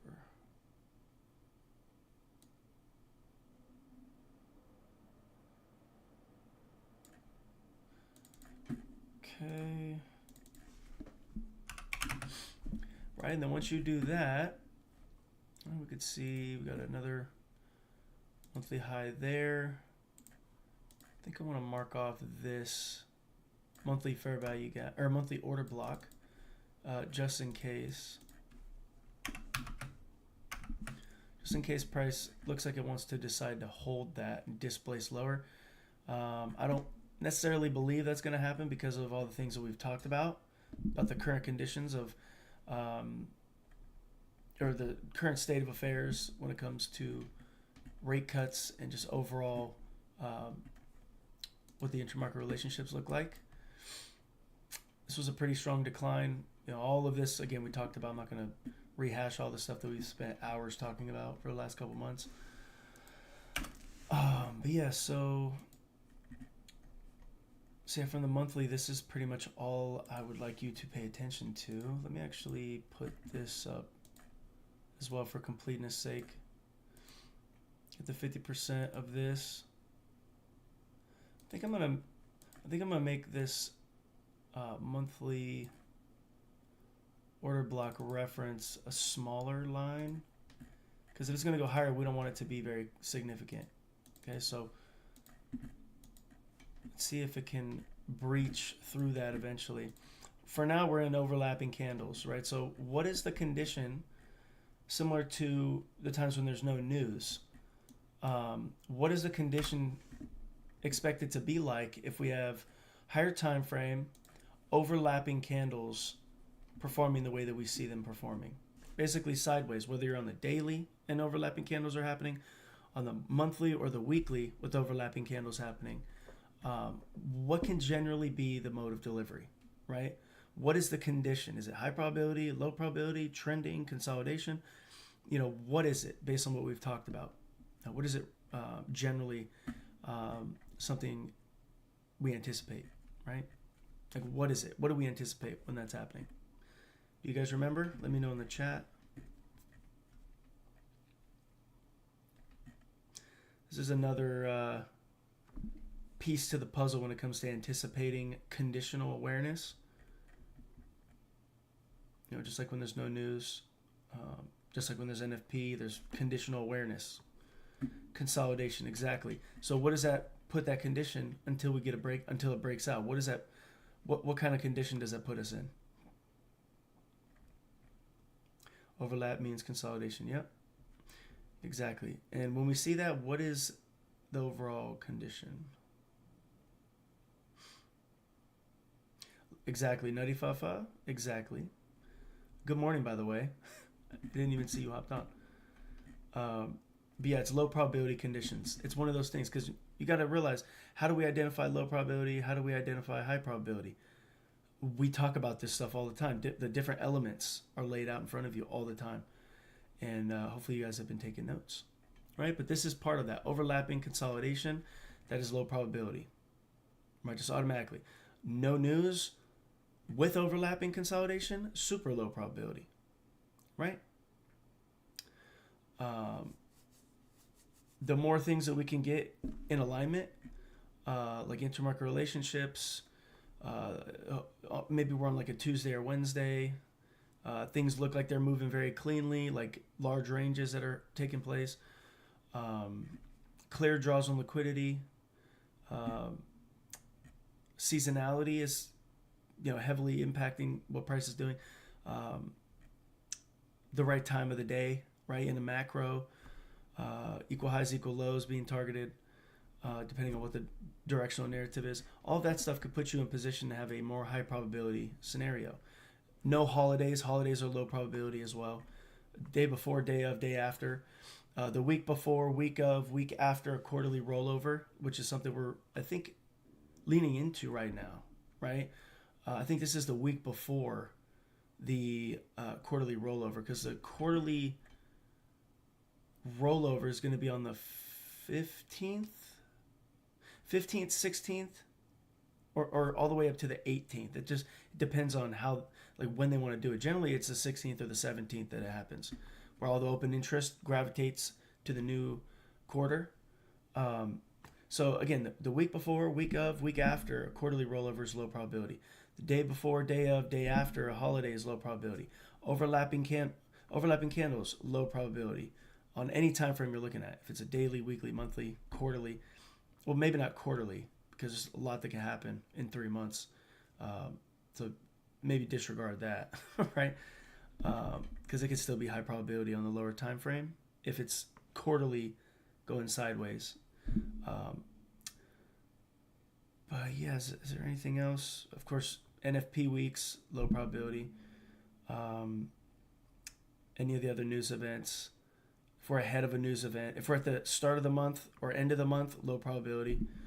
Doesn't mean there's no moves, doesn't mean you can't participate, doesn't mean you can't find something worthwhile to trade. It just means there's low probability. What does that help you with? It helps you know how to calibrate your risk. Because you may see that it's a low probability condition. It doesn't look like it's a very clean condition, but if you have experience and you're able to navigate it and pull something out, given the elevated risk exposure because of the low probability condition, you have to be able to lower your risk, even if you're going to be correct and do well in the condition.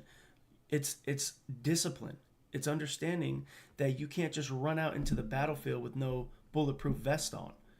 Okay, you may run out there and get a bunch of kills and fulfill the mission, but that doesn't mean you're not going to get scratched up. So because you may get scratched up in the battlefield, because it's low probability, you have to be prepared. You have to come with the right mindset and awareness to what it is that you're participating in. Right? And this is a perspective most people don't have.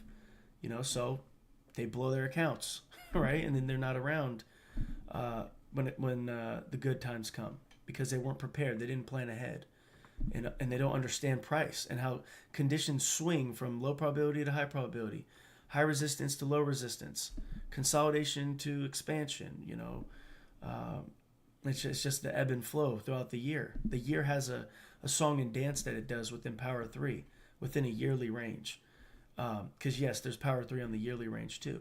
But again, I say all this to say, it's just so important to be able to understand the condition.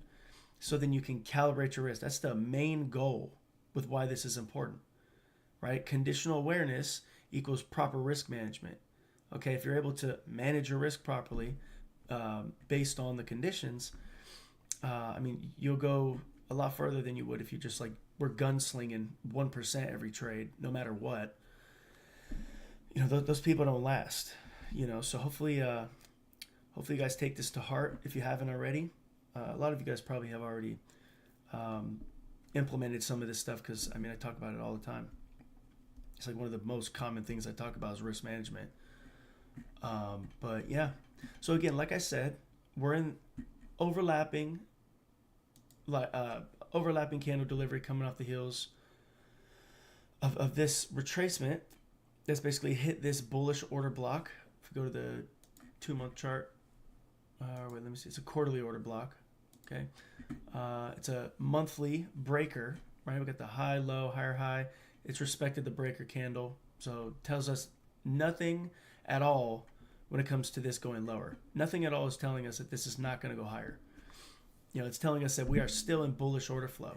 So there's no reason from this higher time frame to think, oh my gosh, we're picking a top now, we're going to go lower. You know, let the idiots do that. And even if the idiots are right, maybe they're not idiots in this moment, right? Maybe they end up being correct and it gets down there. We don't pick tops. Next time they'll blow their account. We will be prepared if it has to adjust.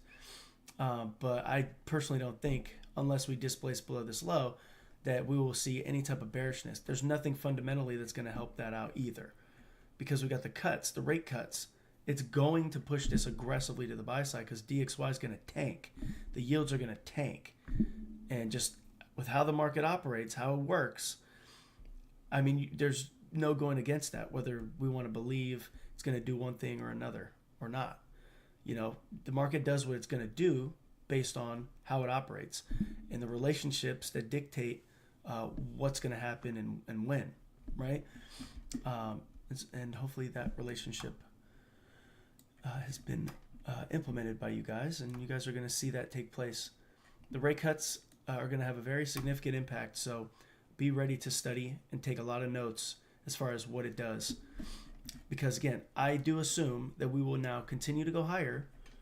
It may stall out. Mind you, we're still inside of these overlapping candles, so you know, we may have to wait till the rate cuts come out to get anything significant because it's such a large event that's coming out. It's going to have such a dramatic impact on the U.S. economy and all different countries that depend on the U.S. And do business in the U.S. based on the interest rates and those that borrow money. It's going to have a huge impact, you know, so companies are going to be impacted. Countries are going to be impacted.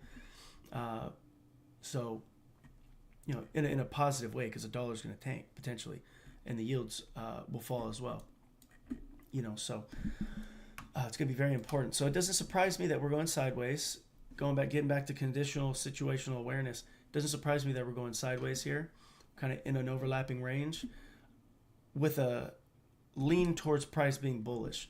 Why? Because we have the decline here, swept lows, swept a high, created a bullish breaker. We're getting a very solid reaction up here, driving into this order block. So it's going to have to displace and close above this.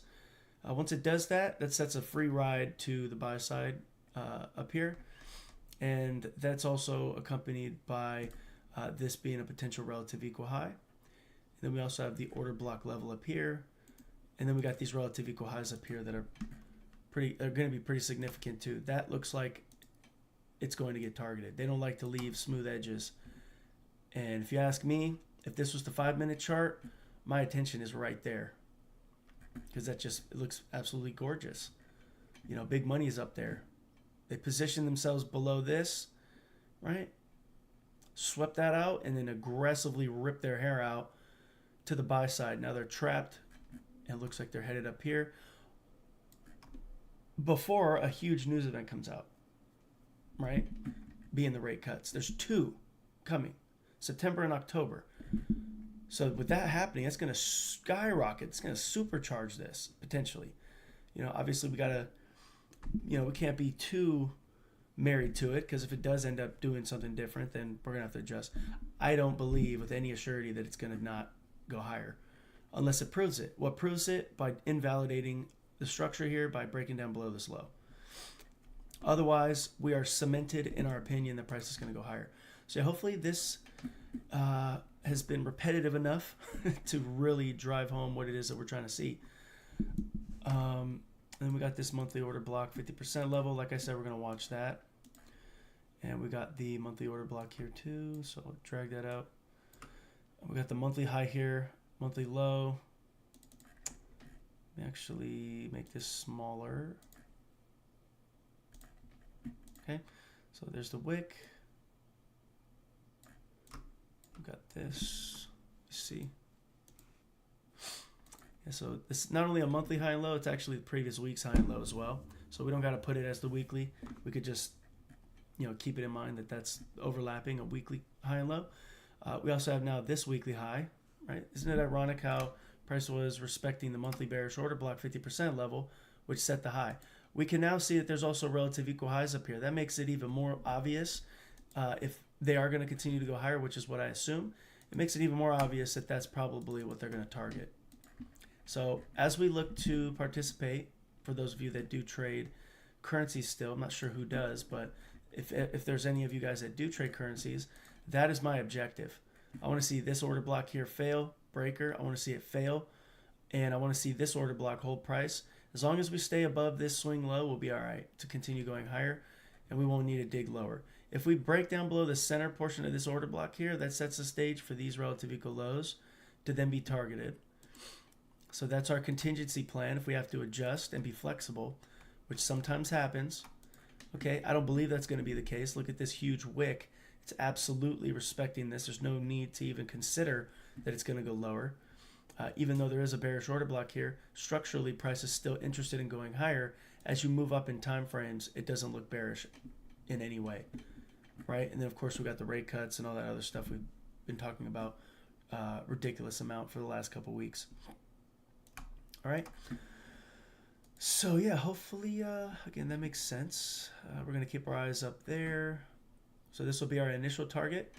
Like I said, the weekly high, right, from the previous week, we're going to open this new week inside the previous week's high and low. So if it's going to reach these highs, it still has to break previous high first. Before it gets up to these highs up here, it has to break through this and the middle portion of the order block first, and this candle's high up here. All of that's liquidity before it gets up to this quarterly high that was created days ago. So, this is an example of the near-term liquidity pools and the liquidity mapping ideas that we talk about, how it gets you closer to price, to what's important, and why the things that we do on these Sunday calls, and pretty much every live call, is so important. We identify what's most important right now, so you're not thinking, oh, these are the most significant, this is the most significant, and basically take away your opportunity to engage something that targets maybe this or this. So it has to break these first. You could position yourself in that lower time frame to take those levels out, or to take this low out, right? Depending on what it wanted to do. More likely, it's going to take these out, right? So to start the week, we'll frame this next weekly candle. We'll frame this as a potential bullish candle. It may consolidate. It may not do anything. It may stay within this high to that low, okay? Because of the rate cut coming. We'll see. I can't say that if it breaks outside of this high here, that will then create a new dealing range, right? Swing low, taken, buy side will have been taken versus just leaving equal low. And then you can measure out from this swing low, probably, if it gets above this, because this will turn into a swing low. You can measure it out from here to the high that is created, and then be able to use that as we ride up to the buy side from this time frame. Okay, so yeah, with that being said, also with this high to that low within the euro, we should not in any way see price even attempt to get down to the middle portion of this. This high to that low should be a balanced price range. If you move up in time frame, you can see that it created a bullish order block. Move up to the weekly, you could see, or the monthly, you can't really, it's not really anything real significant except the fact that we got this wick. Notice how the middle portion of the wick is being treated. Very important. All right, so we'll see if we could stay above that. We do got relative equal highs, something we can identify here on this chart. Can measure out this as a draw on liquidity. We do kind of want to see what the reaction is going to be from this high to that low, the failure swing breaking down below. Because I can tell you right now, if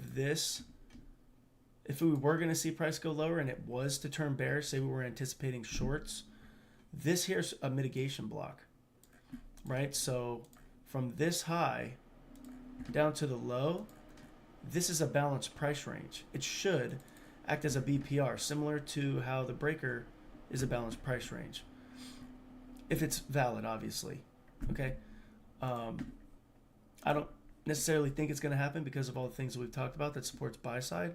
But, if it was to break down below this, that could be another layer we can add to our narrative going from bullish to bearish. If it was to violate this swing low, which would then violate this wick, the swing low, and then have a pretty strong reaction from this supporting the down movement, which again, that's a hypothetical. It's not something I think that's going to happen.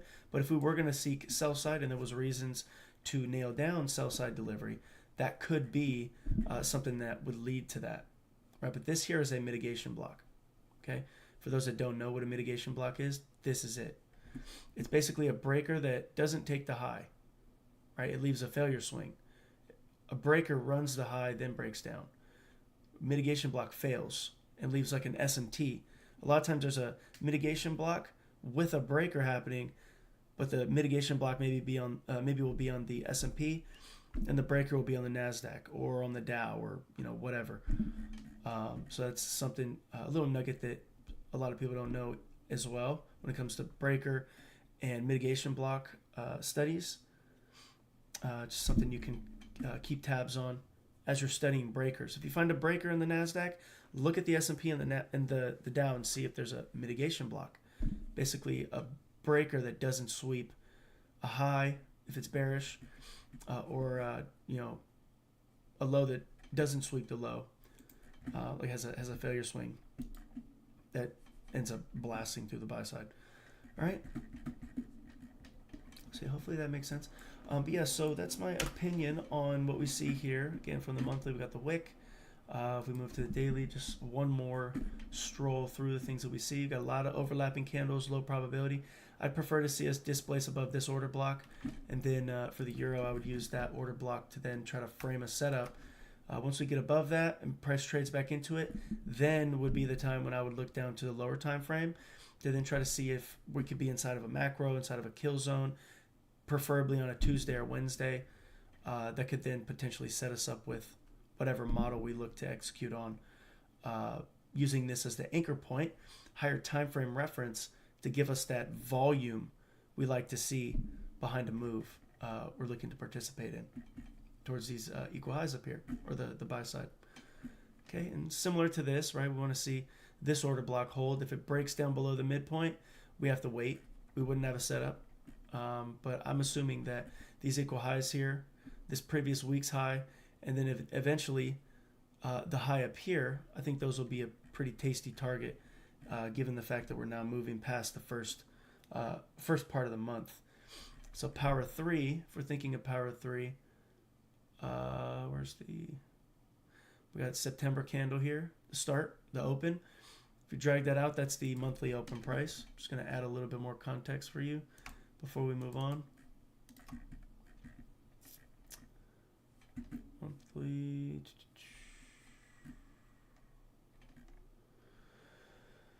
All right, where is the open price?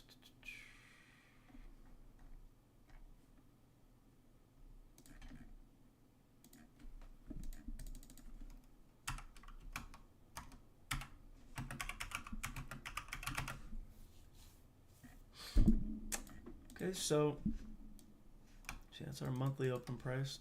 Actually make it obnoxiously large. Okay. So yeah, so that's our monthly. Actually, I think that's a little too big, huh? So that's our monthly open price. So if we're thinking power 3, we've pretty much dug lower into what? Into a discount array within the context of something that reasonably could be anticipated to go higher. So if we're thinking power 3, if this was like the weekly, right? Or yeah, it's the weekly, but if we were looking at this, thinking of power 3, say this was like a Tuesday or something, right? We could see that this dropped below the open, hit a PD array. Now we should be able to see price get excited and go higher, reaching for the buy side up here. And then this could be our reference for power 3. We don't want to see this low get violated if we're thinking power 3 for the monthly. We'll see if that stays intact. Preferably, if it's going to be trending, we want to see this stay intact because look what it reached into. Right? We do got the equal lows down here. Maybe it wants to go down there. Only way we would think that is if we close below this order block, because then we would have swing lows violated. This order block would hold, turn this to an inversion, and there'd be just multiple reasons for price to go and attack the sell side in that case if we close below the mid portion of this. You can also see the quarterly higher time frame perspective reference point, which most people wouldn't be paying attention to if they don't do what we do.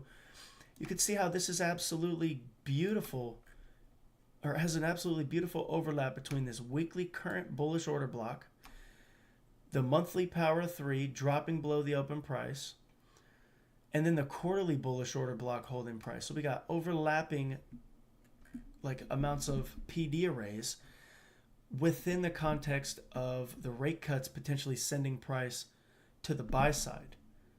Okay, so this is a beautiful dovetailing effect, overlap of potential confluence, and assuming that this stuff stays intact, specifically this swing low and the 50% of this order block, assuming that that stays intact, we have literally zero reasons to try to think this is going to tank.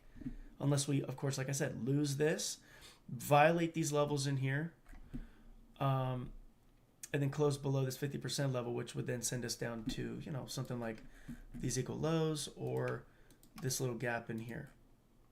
But again, that's contingency. That's not at all what we're focused on, unless it proves that it wants to focus on that. Okay, but for now, hopefully this makes sense, right? Because we have price cornered, right? If price does this, then it's going to do this. I'm favoring this to go higher, right? The scenario we painted so far to go higher. But if it requires flexibility, we have our game plan to be flexible, and we're not going to hesitate to be flexible if we need to be. I am highly, highly on the side of this holding, given what I've just described to you and all the things that we've talked about this morning. I am highly behind the opinion that we're going to go higher. So we'll see if that continues. Will we be correct yet again for another month, right? Or another week, which will potentially result in the month being accurate. Hopefully, right? I do believe that we will. So we'll see if that manifests. But yeah, so before I move on to what everybody's been waiting for, before I move on to the DXY and the indices, do you guys have any questions? Let me know with the one in the chat if you are all good and you're set and ready to move on. And hopefully everything we've talked about here on the currencies makes sense. I'm starting to get a freaking sore throat.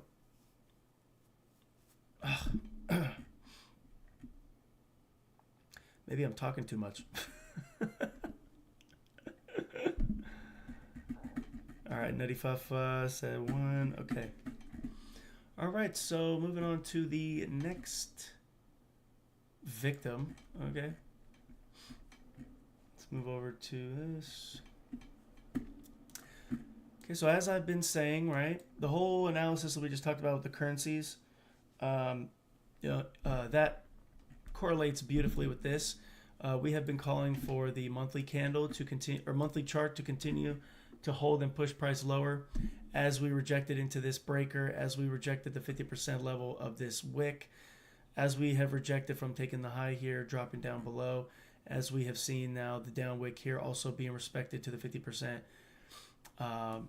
It's just been absolutely gorgeous to watch this just continue to melt down as we called the buy going up to the monthly fair value gap and the decline, painting out the market maker sell model, which then resulted in the breaker, and then it resulted in this continuing to drop. And we've just been in line with this for the entire year straight, literally.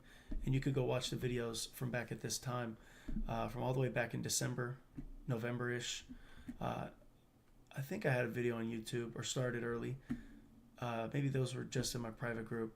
But for sure, during the whole drop after January, we've been literally on this asset like flies on shit. Okay? So, yeah, with that being said, seems like everything is still continuing, right? Yes, last week we did talk about how this daily fair value gap is going to potentially hold price.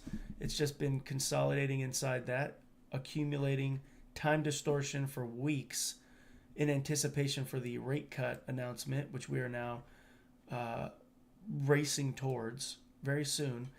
I marked off this trendline liquidity before we even came into it as liquidity, not as a bouncing point, but as a pool of liquidity that should be taken, because they don't like trendline liquidity. They love it, actually. They want to eat it up and make you feel like it's going to be a stair climb. They let them get successful for a little bit, but long term they get totally wrecked. And you can see a beautiful picture of that here. Okay? And yeah, with that being said, as we do on all the assets, okay, so we're going to take, let me put this where it's supposed to be.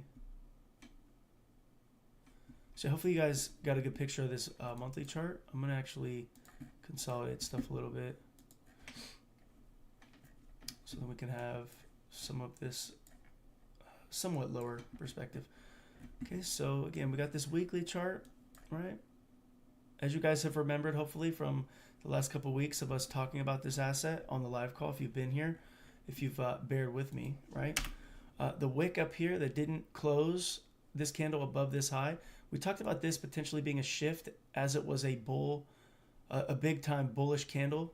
Looked like it was going to close above it, but because it didn't close above it, that was very suspect. And I was mentioning that we have to watch what this bullish order block here is going to do. And that weekly bullish order block has now been closed and violated completely.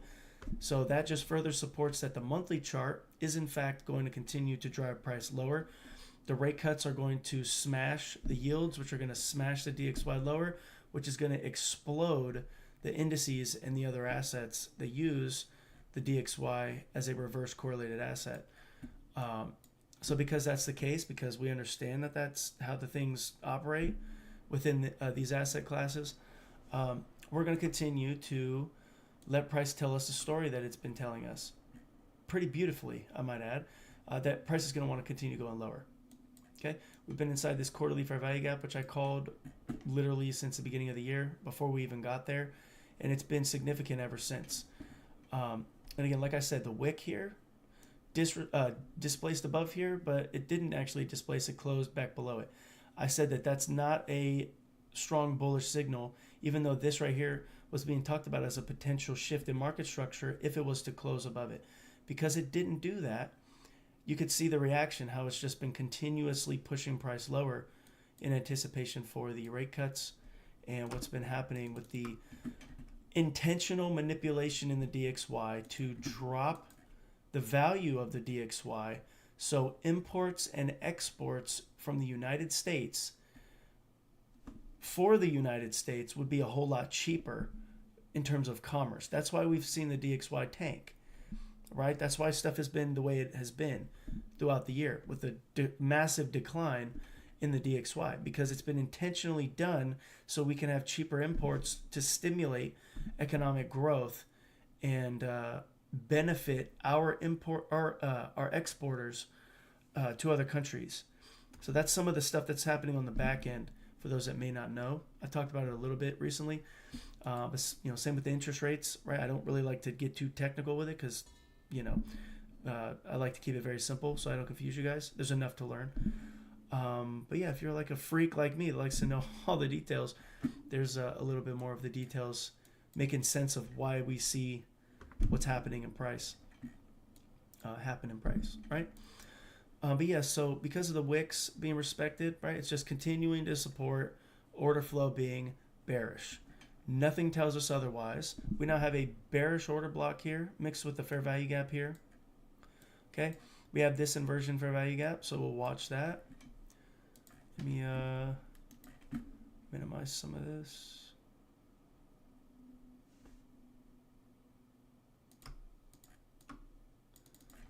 Okay, let me put that.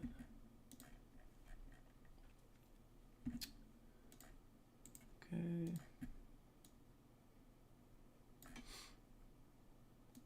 Damn, that's kind of ironic. The high of the fair value gap in there is perfectly aligned, I believe, with the 50% of the order block.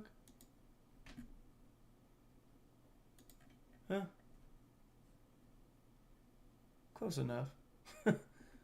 Close enough. Whoops. Close enough. I guess we'll use that as a 50%. Okay. So yeah, in terms of what we're seeing here, so we got this this fair value gap here too. Mark that off. I mean, and if you don't like things being super busy, you can always obviously write down things. I just want to visually show you where my attention is. If it is a little too busy for something you would prefer to do, don't let me force you. Just know that these are some of the things that I'm trying to point your attention to. So we got to watch what price is going to do within some of these levels. We also have this order block, right? Once we close below this down candle or this up candle, that's going to become a bearish order block. Okay, and then of course we got the large wick here. We also have the fair value gaps in here, like I just showed and highlighted. So, and again, we got price inside this range, right? So it's low probability with a lean towards price looking to seek sell side liquidity. So we're going to continue to try to monitor that. And we see this low to that high, if price was to displace and get below this low, this high to that low, or simply these last couple down candles here could be looked at as a bearish breaker. And long term, that should also be the catalyst that gets us down to these levels here. That bearish breaker I just highlighted here is the wick and the order block, just like this hold price delivery in there. So you can kind of see how from time frame to time frame things mesh well together. They go hand in hand, and yeah, so hopefully that makes sense to you. And yeah, so similar to the other things that we've talked about today, given what we see here, there's no reason for us to think that buys are going to continue unless this was to displace and get us up above this high up here and inverting this daily fair value gap and disrespecting this bearish order block here and all these wicks that have been proving to hold price. All right? And of course, you think of 3 PD arrays. Okay, so we got a fair value gap, swing high. We got some volume imbalances in here, new week opening gaps. And then, of course, we got this quarterly fair value gap and the high of this fair value gap. So again, if we were to get above that, that breaks through 3 PD arrays, multiple PD arrays. And then we would have to obviously continue to observe if that was to take place and go higher. We'd have to observe how it's going to behave with this. If all that took place on the daily time frame and we were to get up above here, right, that obviously turns us from the daily being bearish to bullish. And then that would also translate to the weekly. If we could get up above here, that would also turn this to being bullish as well. So you would slowly start to see the early signs in the daily move up to the larger signs for the overall narrative to change as we move to the weekly chart as well. But again, that's contingency based on what we see currently. Nothing has changed. It looks like we're just going to continue to drop. We do have this bearish order block here. So we'll see if that wants to hold. We got the daily fair value gap here. And we got, like I said, the order block and some of these other levels here. We got this previous week's low. Okay, so we got the weekly low. We got another weekly low here. As you see. Oops. So those will be things in our crosshairs on our radar. All right, and then we got this inversion fair value gap. So if we close below that, we definitely don't want to see it try to trade up into this. We want to see a very quick, easy, clean shot down below these lows. I don't like the fact that for now we didn't really close below this. We kind of just swept and came back above it very quickly. I really don't like to see that, but it makes sense because we're in consolidation ahead of the news events that we got ahead of us, the rate cuts and all these other things. So we want to see serious displacement below these lows. We don't want to see ourselves hang around above this previous week's low here too long, because if we see that happen and it hangs around and it displaces, again, we're going to have to be very cautious and patient because DXY may not be ready to do anything worthwhile that's helpful to us in our other analysis. But for now, like I said, we're in consolidation, but we're leaning towards the fact that the monthly chart has been bearish. We've been bearish. We're going to stay bearish, but we're in consolidation, so we got to be patient and wait for displacement. But we're leaning bearish. So if anything, we want to see downtrend continue. Same with this, right? But just the opposite. We want to see this hold and continue going higher. If this is going to hold and go higher, if the indices are going to hold and go higher, then we're going to have to see this drop. We're going to have to see the yields drop, and we're going to have to see the bonds continue to go higher like we've been talking about this morning. Okay, so that is, in a nutshell, some of the pre-relationships that we have to watch. And hopefully it made sense, all the different assets. Hopefully this one made sense, what our opinion is going into this week. And yeah, I don't think there's anything else I really need to point out. Unless you guys have questions. You guys have any questions? If you don't got any questions and everything's making sense and you're in line with what we've been talking about, then we will move on to our final asset, or our second to final asset. I'm going to go over some commodities real quick before we go to the NASDAQ. So yeah, throw one in the chat if everything makes sense and we can move on.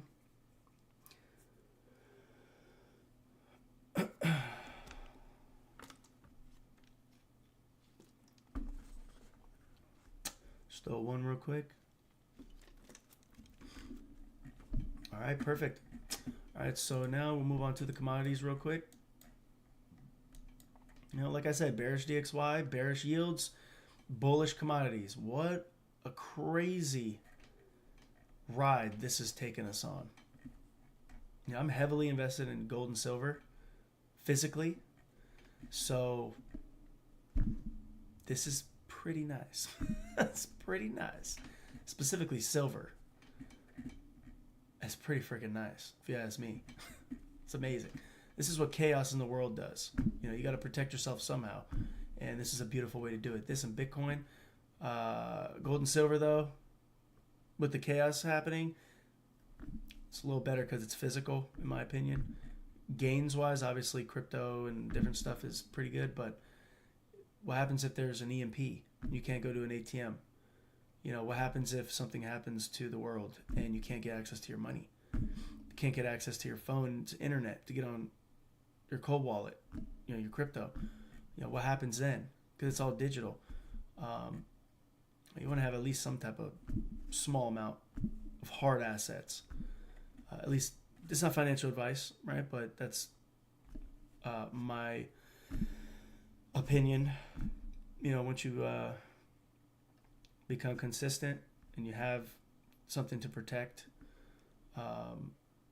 in terms of your financial well-being, it's definitely something you want to consider. But hey, who am I, right? Just some guy on the internet. But yeah, so with gold and silver, commodities in general, here actually we'll go to crude oil. Oh, it's a beautiful thing to see. I haven't looked at this in a while. It's a beautiful thing to see when we see oil prices tank. It's amazing. It's amazing to see. Right, but yeah, so just like anything else, right? We gotta take our weekly high, weekly low. That's our most recent. We got this wick here, 75% of the wick. Could actually remove that a little bit. We've got the mid portion of this wick. It's a monthly wick. Price is blown through that. I do like the fact that we see this here, right? So beautiful balanced price range. Why didn't this get traded into? Because it's a balanced price range. Okay. And you can see beautifully delivered off the heels of that. So again, we've been super aggressive. So let me ask you this. What has price done based on those three questions? Have we attacked some form of a higher low? Have we created an imbalance, or created, rebalanced, or retraded to an imbalance? Or are we consolidating? So yeah, tell me in the chat, which one of those things do you see that price has done? Let's just go with gold for now. We'll talk about oil a little bit later. Can you guys let me know in the chat what we have done?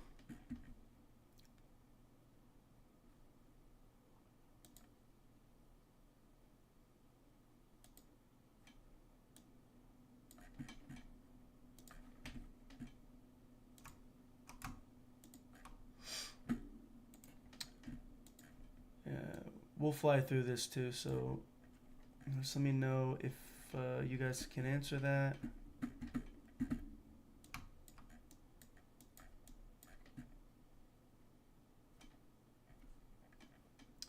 What is price done for gold? Seeking liquidity? Yeah, so we basically took liquidity and basically created an imbalance.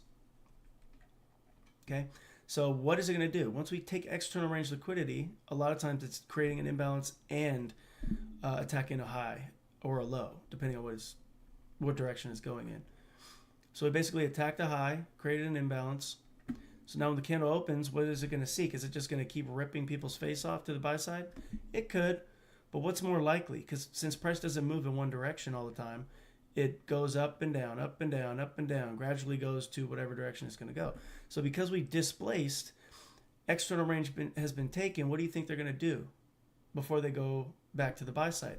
If this was the 5-minute chart, what do you have to see for price to give you a position or to get you in line with a particular move? Say you're using the YouTube model, right? What has to happen after the displacement that shifts market structure? It's got to retrace back to internal range liquidity. So because this is the weekly chart, you could see how this is very effective for helping you know what price should or shouldn't do or what it could do, right? If you see a displacement, it's reasonable to frame out something going against it for the week, at least to start the week. It has to create a wick for the candle, right? Because power 3. So it's going to create an opening, a new candle, and it's going to wick down, which is it's a retracement, right? And it's just reaching into the displacement and imbalances that was created before it's going to look to go higher. So we do that on the lower time frame. It's no different when we look at the higher time frame. So every time you see this is great because it left an imbalance. You could position a counter trend move, assuming that maybe there was a order block or something or some significant high that was taken that could result in that being a framework counter trend. Or you could just watch this, anticipate the price is going to retrace, because that's generally what it does before it takes off. That's what we look for in a lot of the models, right? So you can anticipate that taking place, and then once it fulfills that retracement, then you could think, okay, now I need to look for an opportunity if you're not a counter trend trader, right? This is a way that you can be even more patient and put yourself in position with even better opportunities for yourself, right? Maybe that helps you, maybe it doesn't. I know for a fact it helped me know when to push and when not to push. I know that because this took place, if I was trading this asset, any trade that I would take that is not done after a retracement that then pushes price higher, I would be cutting it to half risk. Because it can. There's a risk of it just taking off, right? It's not always going to do that. It's not that likely, because most of the time it's going to retrace first, then it's going to go. Like 80-90% of the time it's going to do that.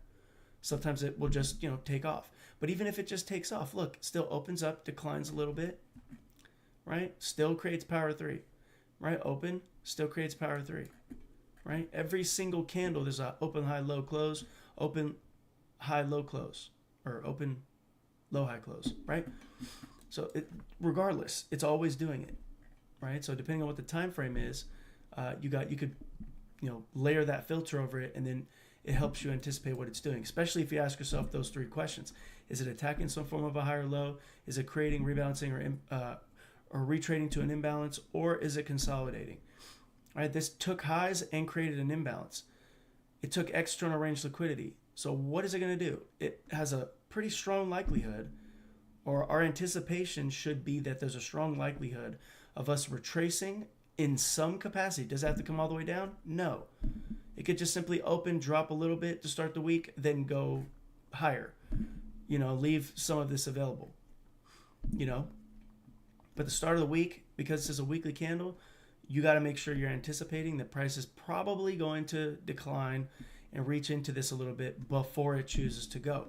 That's what you want to see. That by default, if you're bullish, you want to see the week open and go against the bullishness to get below the open price up until Tuesday or Wednesday. You know, and you want to see the reverse if you're bearish. You want to see it push above the open price to start the week, to start the month, right? Whichever power 3 you're observing. It all works the same. But you have to be able to calibrate the timing for each time frame that you're working within. And you have to learn how to couple all of it together and not get lost. So I hope that this is helpful to you in that regard. If you guys have issues with that concept, if that just confused you, hopefully it didn't. But if it did confuse you, let me know and we could talk about it, right? But I'm going to just assume that it made sense unless one of you guys point out that it didn't. But yeah, so with this, you know, being what's in front of us, I would look for gold to try to drop, and nothing tells us that it's going to go lower unless, of course, it displaces and breaks down below these levels and gets down. The only way that I'd be overall bearish long-term for gold is if we were to violate this low. Can any of you guys in the chat that have been here for a while tell me why that would be the case? Doesn't mean there wouldn't be a retracement. Doesn't mean that something tradable to the downside wouldn't take place, even if we're bullish. Because remember, there's bearish bias sometimes in a bullish narrative because of retracements, because of consolidations that lead to price continuing to go higher. But why would I pick this low to be my invalidation level for bullishness? Because, you know, this is important because it's the same thing for other assets, for validation and validation. Can any of you guys let me know in the chat? Why is this low the low that would turn us bearish? Yes, 95.5, because you are a savage. Exactly. And you listen, along with a lot of you. But yeah, the 3 PD array rule that we talk about, that we use to simply observe what price is doing. Mike, that's another more advanced level that we've talked about, right? The stops to stops, right? You can merge those hand in hand, right? The stops to stops and 3 PD arrays being violated. A lot of times there's an overlap there. Just a little nugget for you guys to go into, the ones that I've talked to in a more advanced capacity.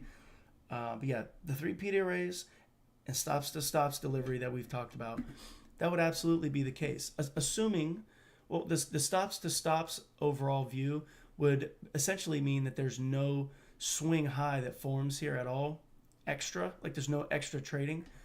So we wouldn't be able to tell if the stops to stops was going to take place up until it was to deliver through that, right? If it was just down candle, down candle, down candle, that would absolutely play a role. But overall, the 3 PD array rules that we use, that's why this swing low would be the level that would invalidate.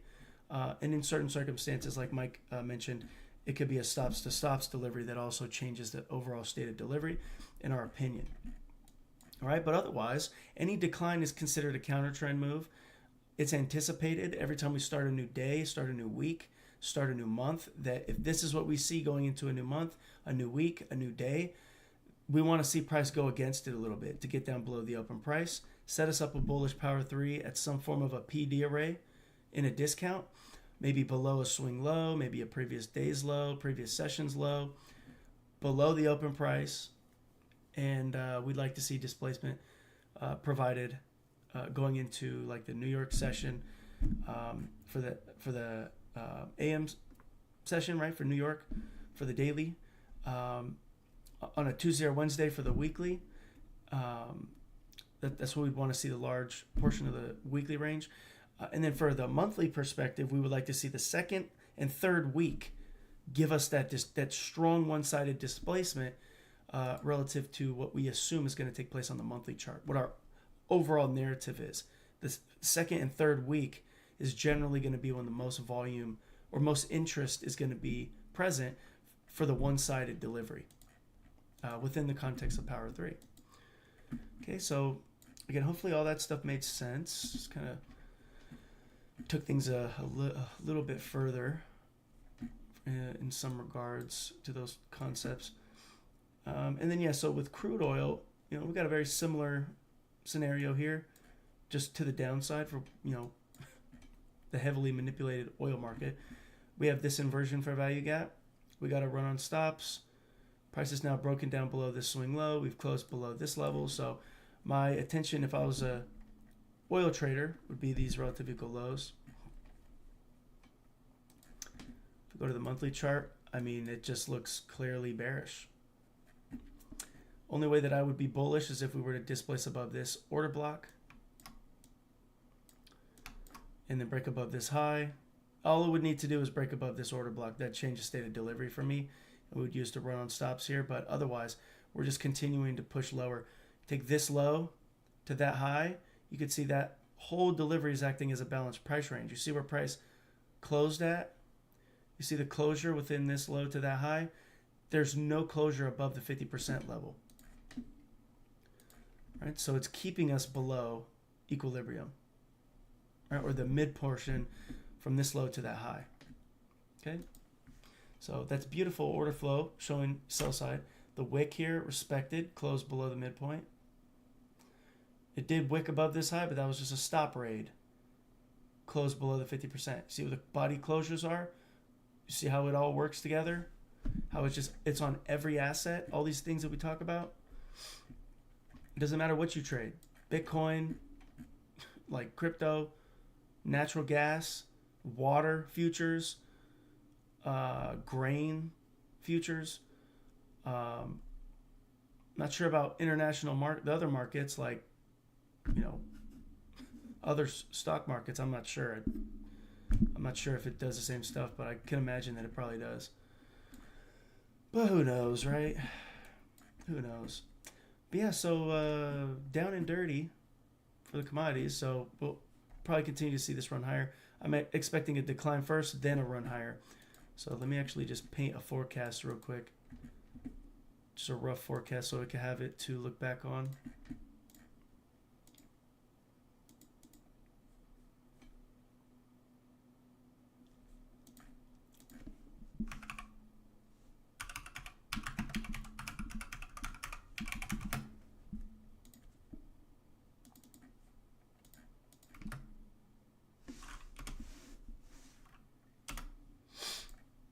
So that's our invalidation, this swing low, okay?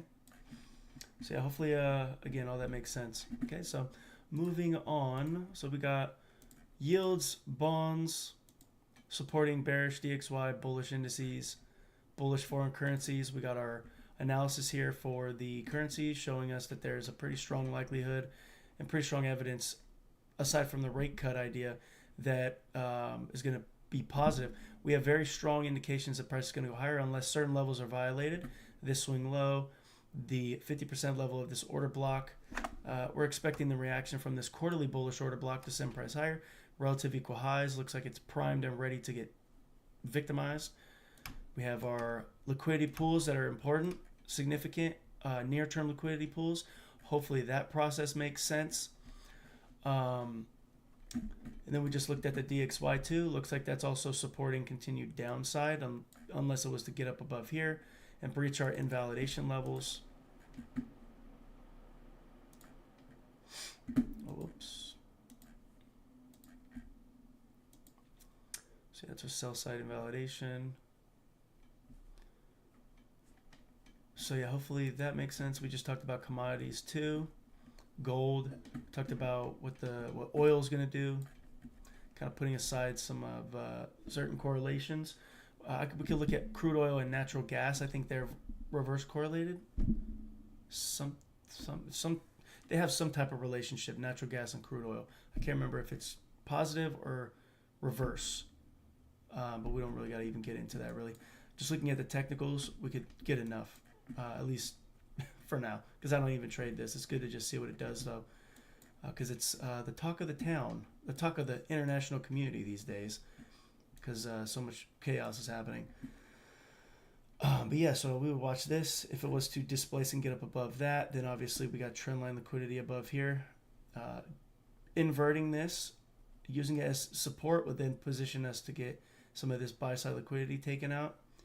And if it gets left available like this, there's nothing telling us at this current moment that this run higher is going to be anything more than just a stop raid to then continue to pump lower. We got this sell side liquidity pool. We got the current low here. It's got relative equal lows here because this is a weekly candle. This is a weekly chart. So we got low here, equal lows there. So those are going to be very significant. I'm not sure if they'll open up and sweep that. I think they probably will. Very quick, maybe a gap through it. We'll kind of see what that wants to do. I'm not going to pay too much attention, but the lower oil prices go, the better for all of us, because then life is cheaper. Everything requires oil and gas and energy. If you can get energy to go lower, everything starts to drop. So hopefully for all of us around the globe, we could see this drop because it's better for us, right? And a quality of life. So so those are my targets for that. Let's look to see if we can open and go lower and go higher for the gold and silver. Silver, I would be looking at a very similar thing. Got the order block there. Then we also got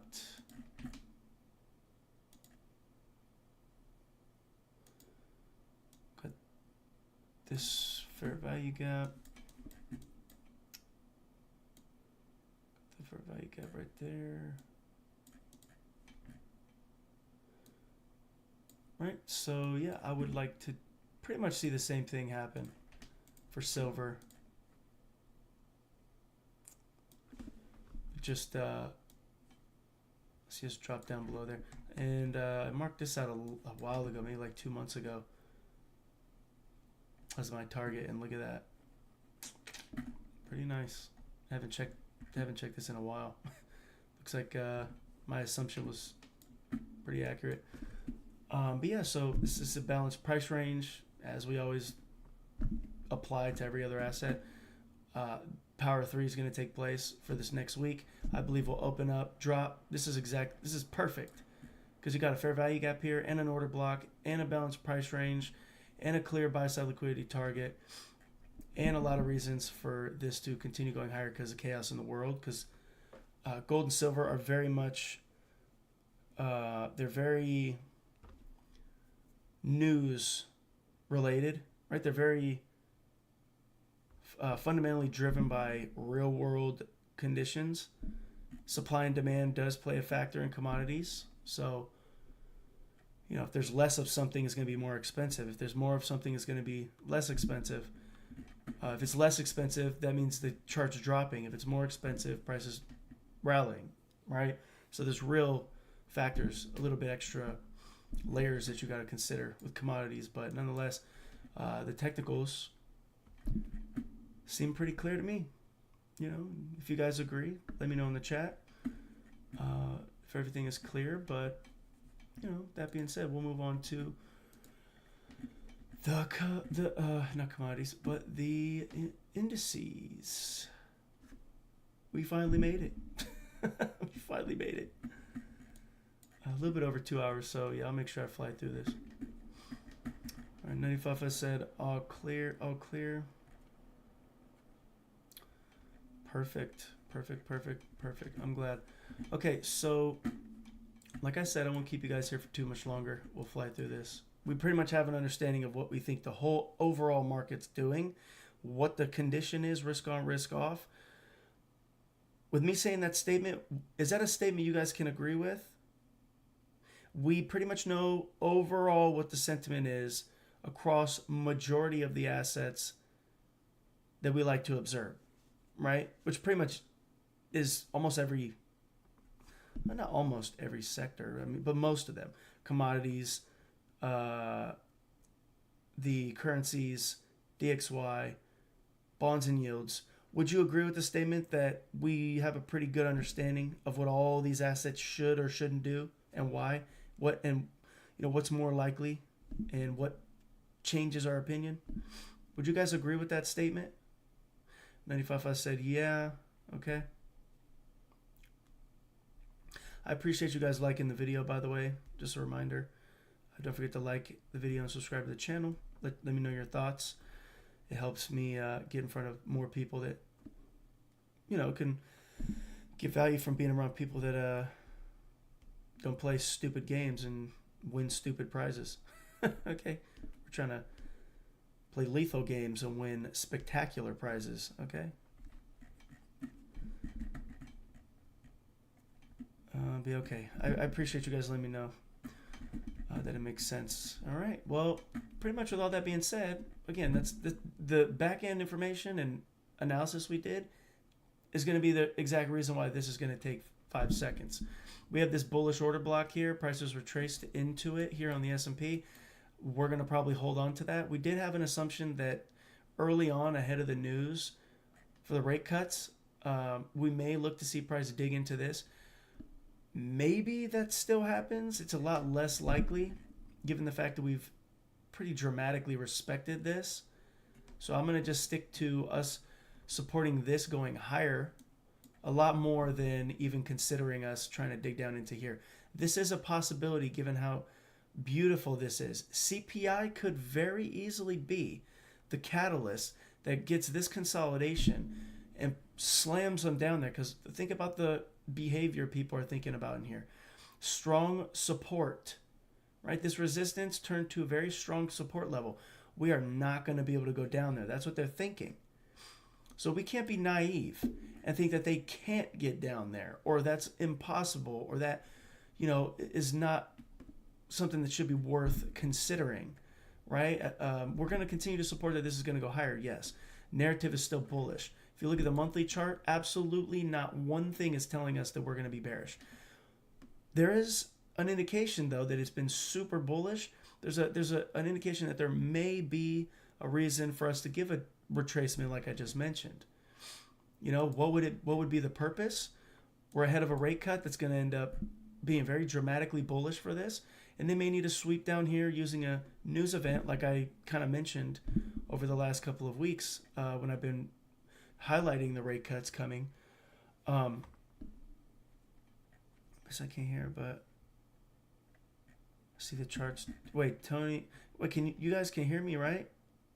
I can't hear, but I can see the charts. Oh, maybe I think it's because he's at work. You can hear? Okay. Okay, yeah, it's because he's at work. Okay. Oh, it scared the crap out of me.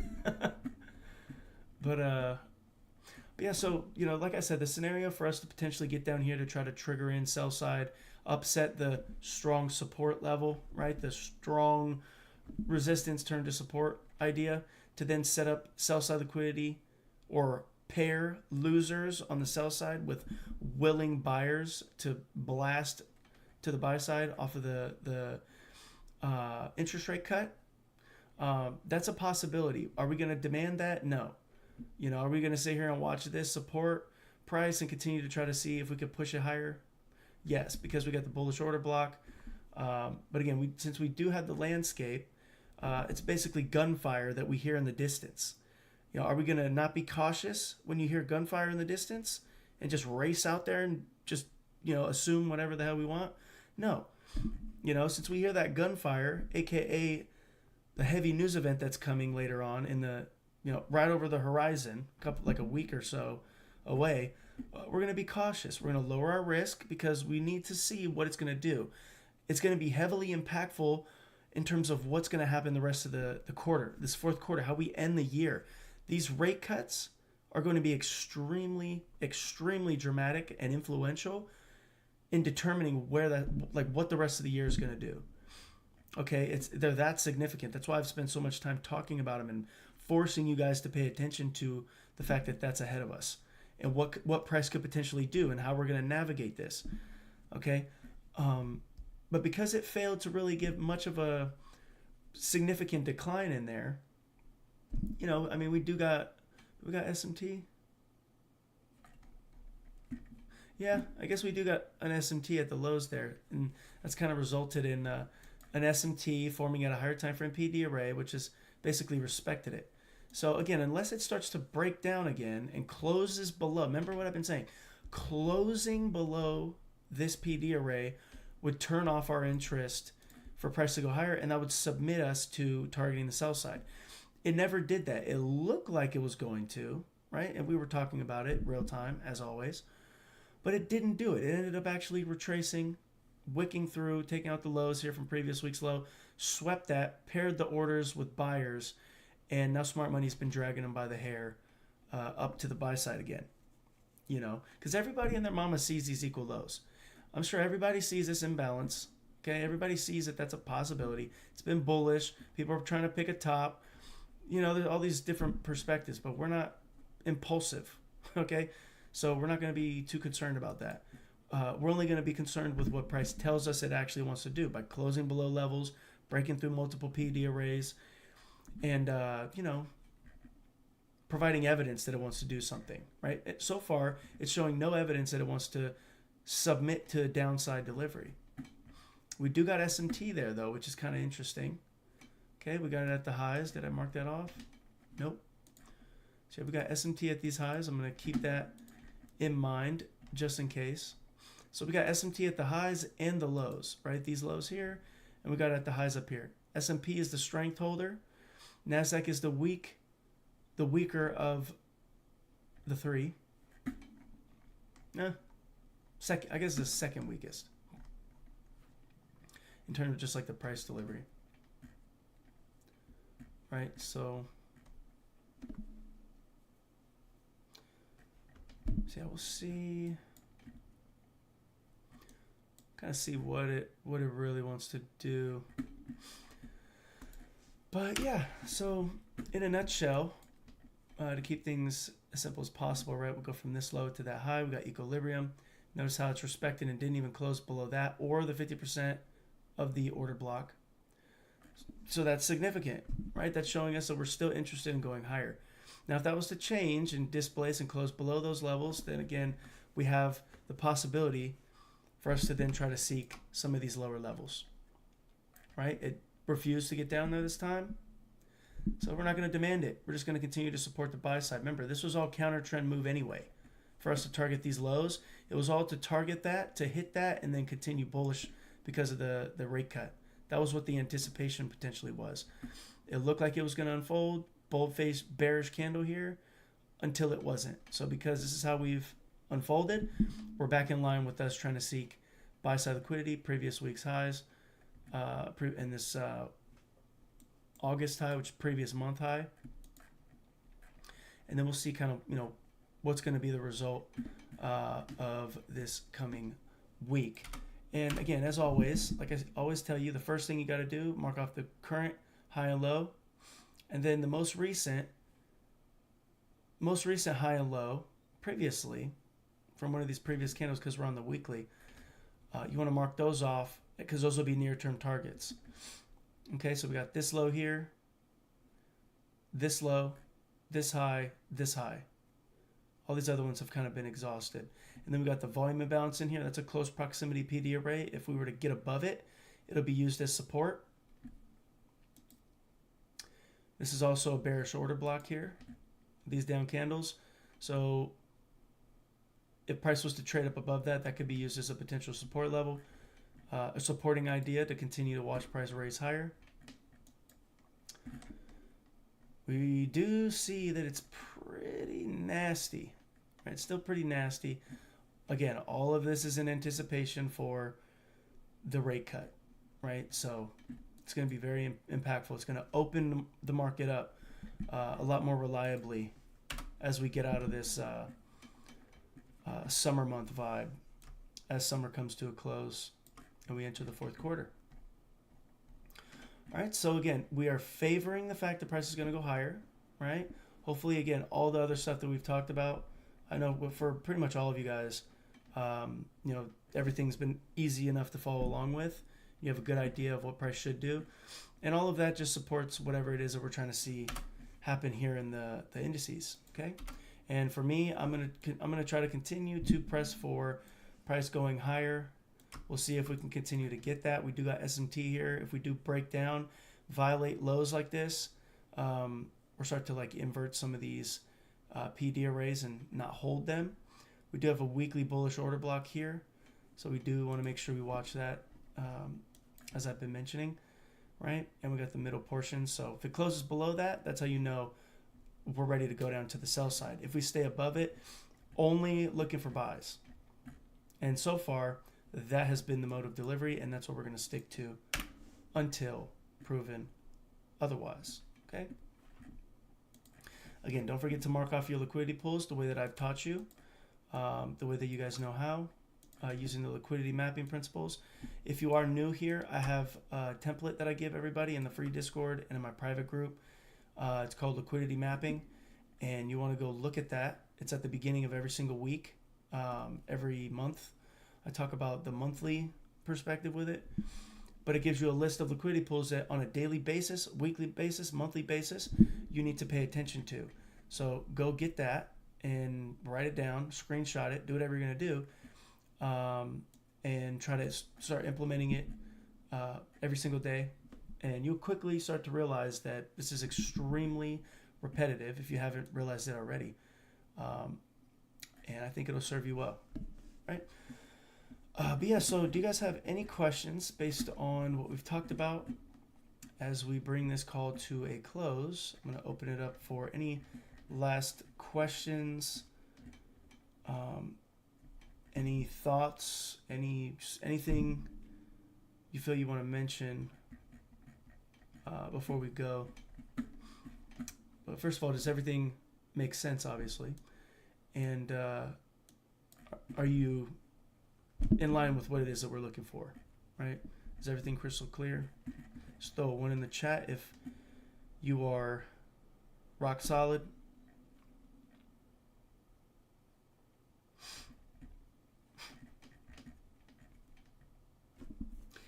Maybe I should start making y'all put rock emojis for rock solid. Is that too cheesy?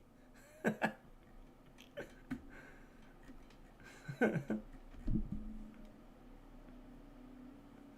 right, yeah. Okay, yes. Okay. Perfect. All right, well, yeah, do you guys have any last closing questions? If you guys got closing questions, we can go over it. If not, just say no.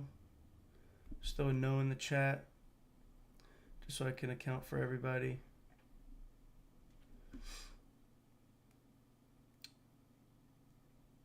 And yeah, I guess if you guys got no questions, we can put a ribbon on it. Okay, Mike says all good. Okay.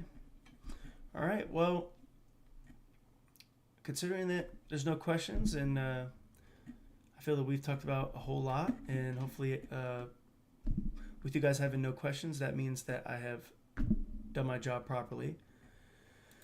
So yeah, if along the way you guys have any questions, though, let me know. I'm just a DM away, and I can get back to you guys